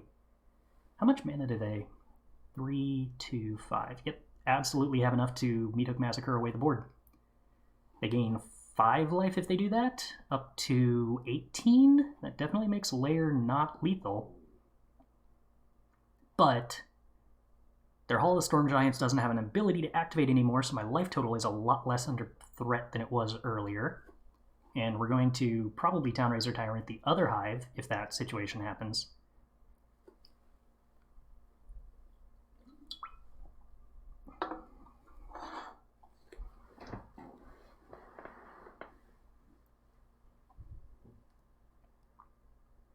Yeah, the Celestis has gained a lot of life. I'm curious exactly how much. Yeah, there's the divide. Okay, so the board is getting wiped, but the opponent's not killing me yet.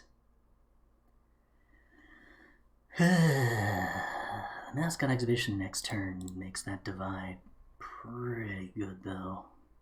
And they're still drawing a card? Wow, that's overpowered. Well, maybe Ranger class will go off again. That's not a Vampiric Tutor. Opponent hasn't... Well, I guess... Did they draw a card for Celestis or not? I can't recall if they've... They might have had that in hand already. Is what I mean to say.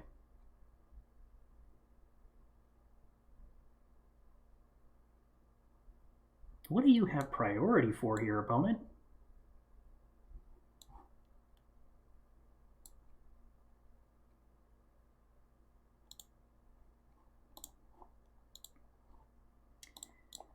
For 2 swingsies. Alright. You got your 7-drop, opponent. This is a weirdly cool game.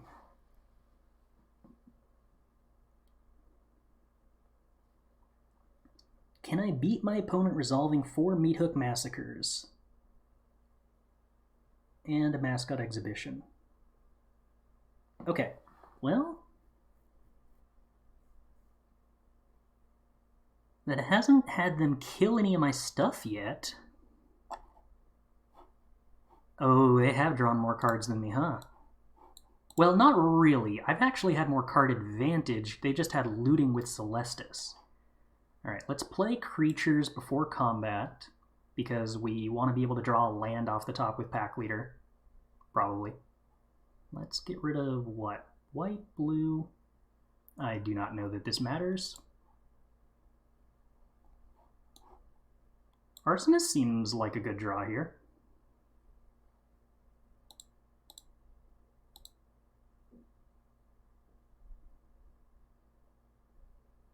Huh. Am I supposed to not attack with Town-razer Tyrant and block? It's unlikely I'm going to have more than one blocker if I attack like this. We do ping down the Inkling. Yeah, you know what? No Town-razer Tyrant attack, opponent. I think that this is going to go longer than that. I should have played my land. I want to Vanishing Verse this Meat Hook Massacre. I forgot that it has text. And I'm going to take extra damage here. That was super bad.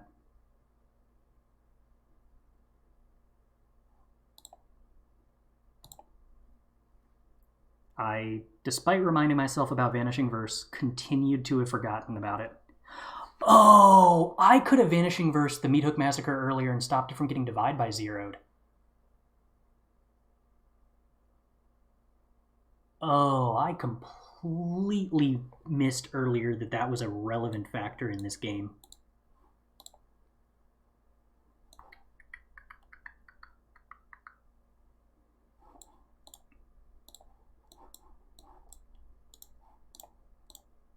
Oops. Oh, Magic's a cool game. I love being bad at Magic. I would have much less fun if I wasn't constantly making mistakes that said that there was more to learn. Memory Deluge, okay.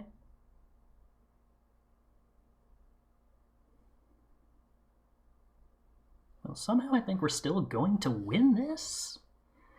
I certainly seem favored at the moment. My opponent can't board wipe here. I just Lair of the Hydra. Then, well, actually, do I have lethal with Lair of the Hydra? I do. I can do 12 damage with Lair of the Hydra. Being good at Magic is a myth. propagated by PVDDR and Javier. Yeah, I've yet to see concrete proof that being good at Magic is possible. Wonder how many people wouldn't have used the Vanishing Verse after making a mistake. Yeah. Getting over the urge to hide your mistakes is a very, very important part of growing in Magic. If you can beat that... Oh, I guess we can turn this off now.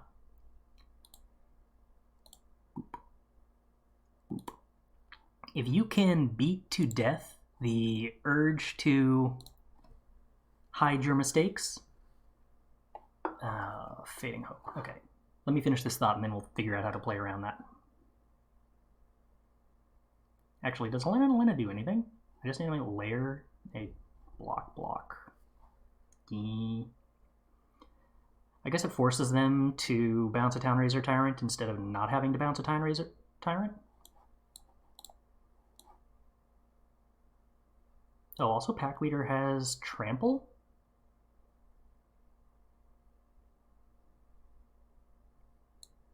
That's interesting.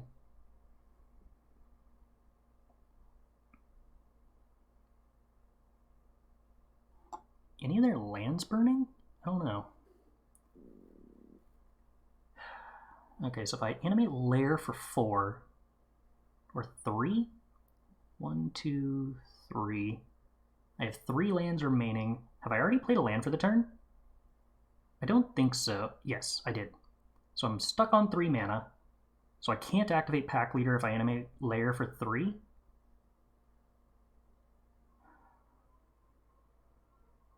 This gains 2 power up to 6. If I put a counter on it, up to 7. So it tramples for 5. I'm 1 damage short.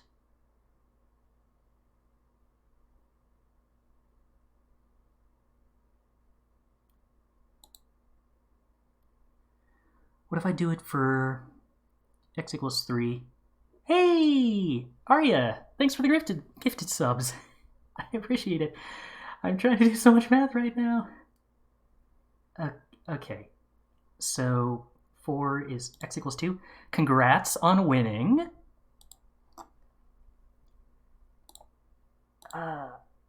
Okay. 2 math. I don't know. It's a good thing I have like 4 extra timeouts here.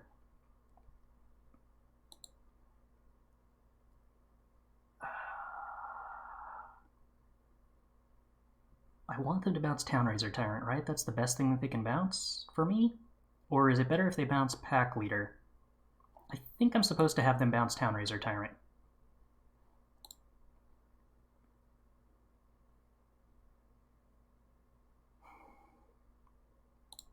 We swing with everybody.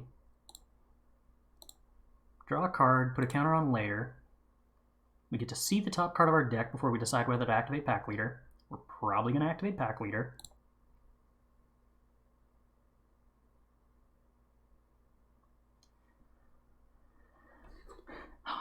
Arya did indeed win again, yes. I'm happy the list worked out. That zombie above a sub notification is from a mobile game I played. Can't remember what one, but it was pretty good.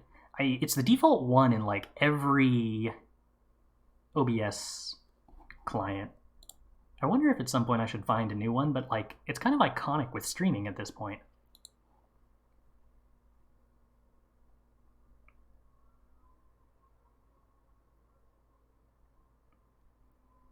Should I do trample damage here?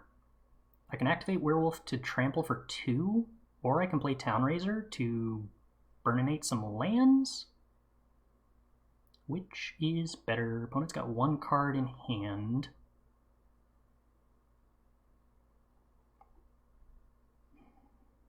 How many board wipes could they have?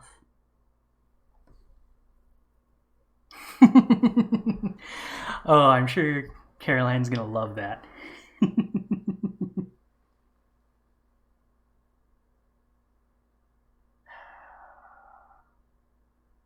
I'm really actually unsure which is supposed to be more ideal here. I'm gonna go with activate Packleader to trample. I think I want to play around a board wipe, and I think this does it better. I don't know what board wipe I'm playing around, but, you know. I guess Town-razer forces them to, like... No, because they're at 4, not 2. I guess Lair also sort of plays around a board wipe already anyway, so maybe this isn't even playing around a board wipe? Well, they would have been at 6 if I had played the Town-razer Tyrant, right?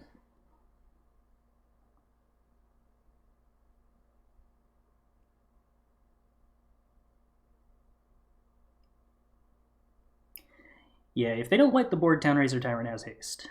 Ugh, second Lair, huh? Yeah, this super punished me for not playing the Town-razer Tyrant, I think. Because they'd have 1 less mana, presumably? I don't know. Infernal Grasp. Alright, dicey, but they got 4 mana. You can't do too much with 4 mana. Actually, why did they cast Consider? That's probably the most surprising thing here.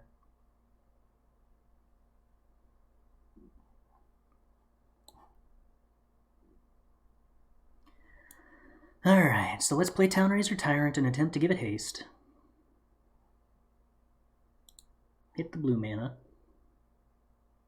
Maybe I'm not supposed to hit the blue mana? I don't know. I'm definitely supposed to go after a monocolored land so that they have a harder time using the mana on upkeep. I've learned this, and I continue to refuse to actually learn it.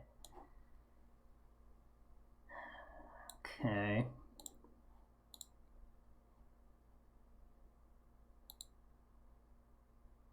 I think we just animate this for 1.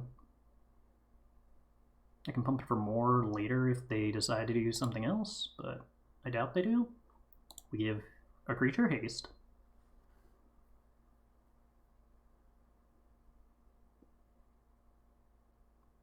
Yeah, so they could power word kill the Alena, not give me haste, verse the Tyrant, jump block the... No. I think they're still dead no matter how they play that. At least with only 4 mana. With 5 mana, they technically could have done something else.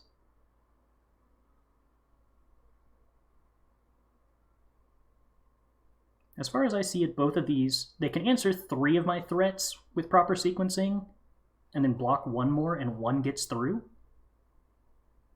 Oh, does that mean the Town-razer Tyrant last turn would have not won? I guess they would have had 1 less mana. Unclear. They did not have another Fading Hope, no. I think all of those single blue things in the graveyard were considers.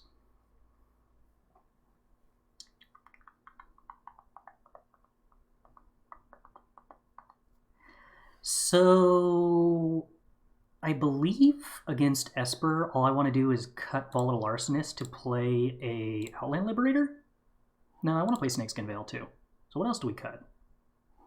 Tovolar? Maybe? Maybe? Pup? Maybe?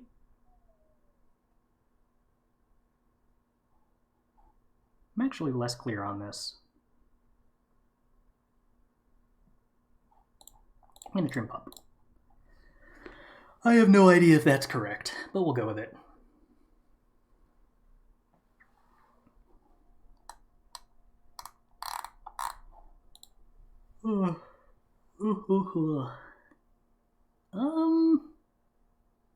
Yeah, okay.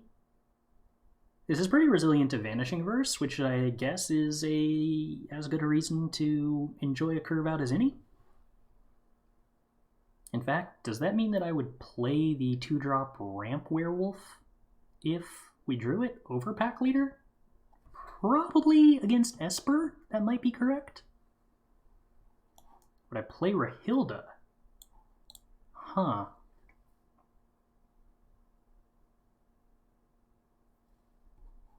Oh, Packleader. That's an awkward timing. Alright, I am willing to play Rahilda here, because I like starting day-night on turn 2 against Esper. Forces them to have sorcery speed stuff. which they don't love. They can, but you know, they don't always.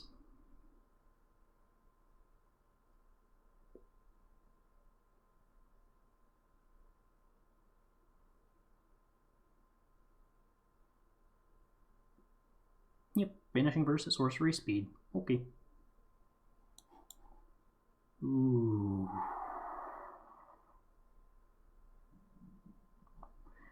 Think I'm supposed to play the green here, but yeah, that Town-razer Tyrant, that's tricky. Does it bother you as well that it's a Werewolf pack space leader but Ascendant Packleader? It is kind of funny to see them side by side, isn't it? Alright, let's draw an untap land. Twould be a good time to Town-razer Tyrant. Actually, if I draw an untapped land, am I supposed to Halana and Alena to put the counters on Tovolar? That might play around Meathook Massacre better. Take care, Hogpog. Congrats again. Thanks for stopping by, and thanks again for the subs. Have a good sleep.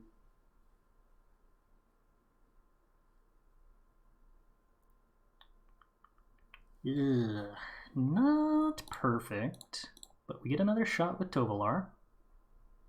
Well, no, actually, that's not good at all, is it? What's this on? Black.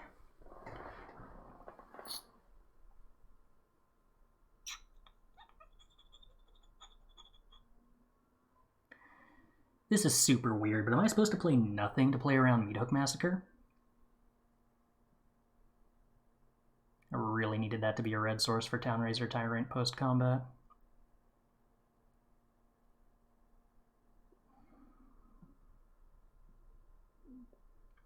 Obviously doing nothing is pretty bad if the opponent doesn't do nothing.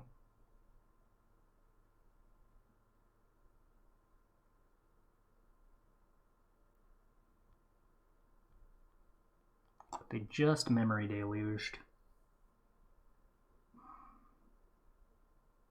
Maybe I'm supposed to operate under the assumption that it's not bad for me if they cast Massacre. I don't think I can say that's true, though. I think I'm supposed to pass. What would be the correct spelling in English? Packleader or Packleader? In Dutch, we literally tie as many words together as we can into one word. I don't really think that there is a correct or not correct version of that in English.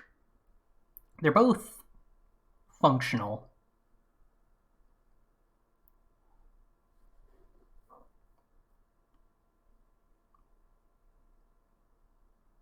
I guess pack leader is a title, and pack leader is like less of a title and more of a description. If like that difference is meaningful in any way.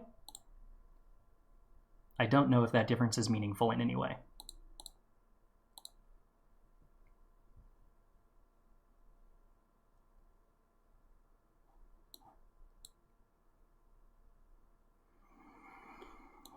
Yeah, so we're again at the point where they could Meathook Massacre, but at least now with a 5th land, if they Meathook Massacre, I've got Halana into Pack Leader, which is a better follow-up. Alright, we get to hit the hall. Little bummed out that you didn't try to pronounce Stoffzwiegerwinkel? I'm gonna go with?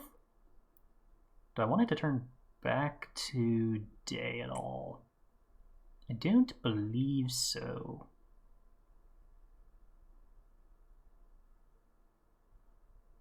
Don't believe so.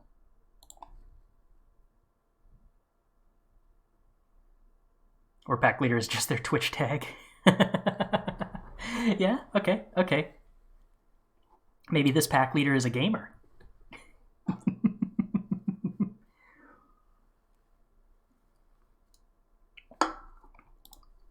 Tap land. Alright, so Meathook Massacre not answering Tovolar currently. I feel somewhat,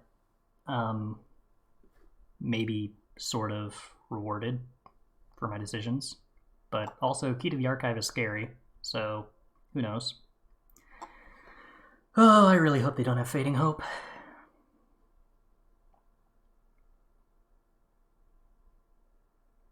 If we draw untap land, I get to put counters on Packleader instead of Packleader. That'd be cool.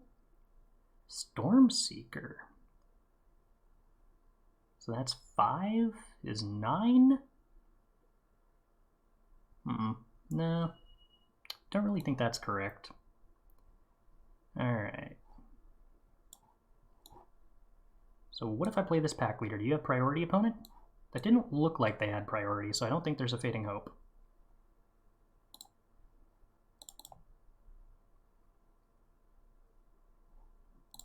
Draw some cards. Get some lands? No, more sources of haste, though, is kind of nice. I imagine they lose the Hull the Storm Giants here, on account of not wanting to be dead.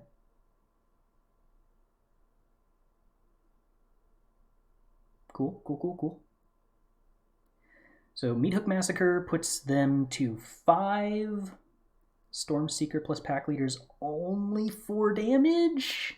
Don't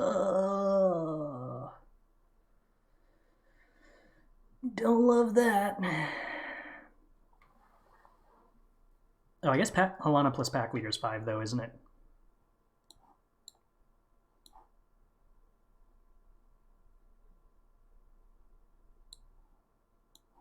Either Packleader, actually. Both the same. Whee! Alright. Alright. I have no idea if I played that even remotely close to correct. But I played it functionally. And I will take functionally.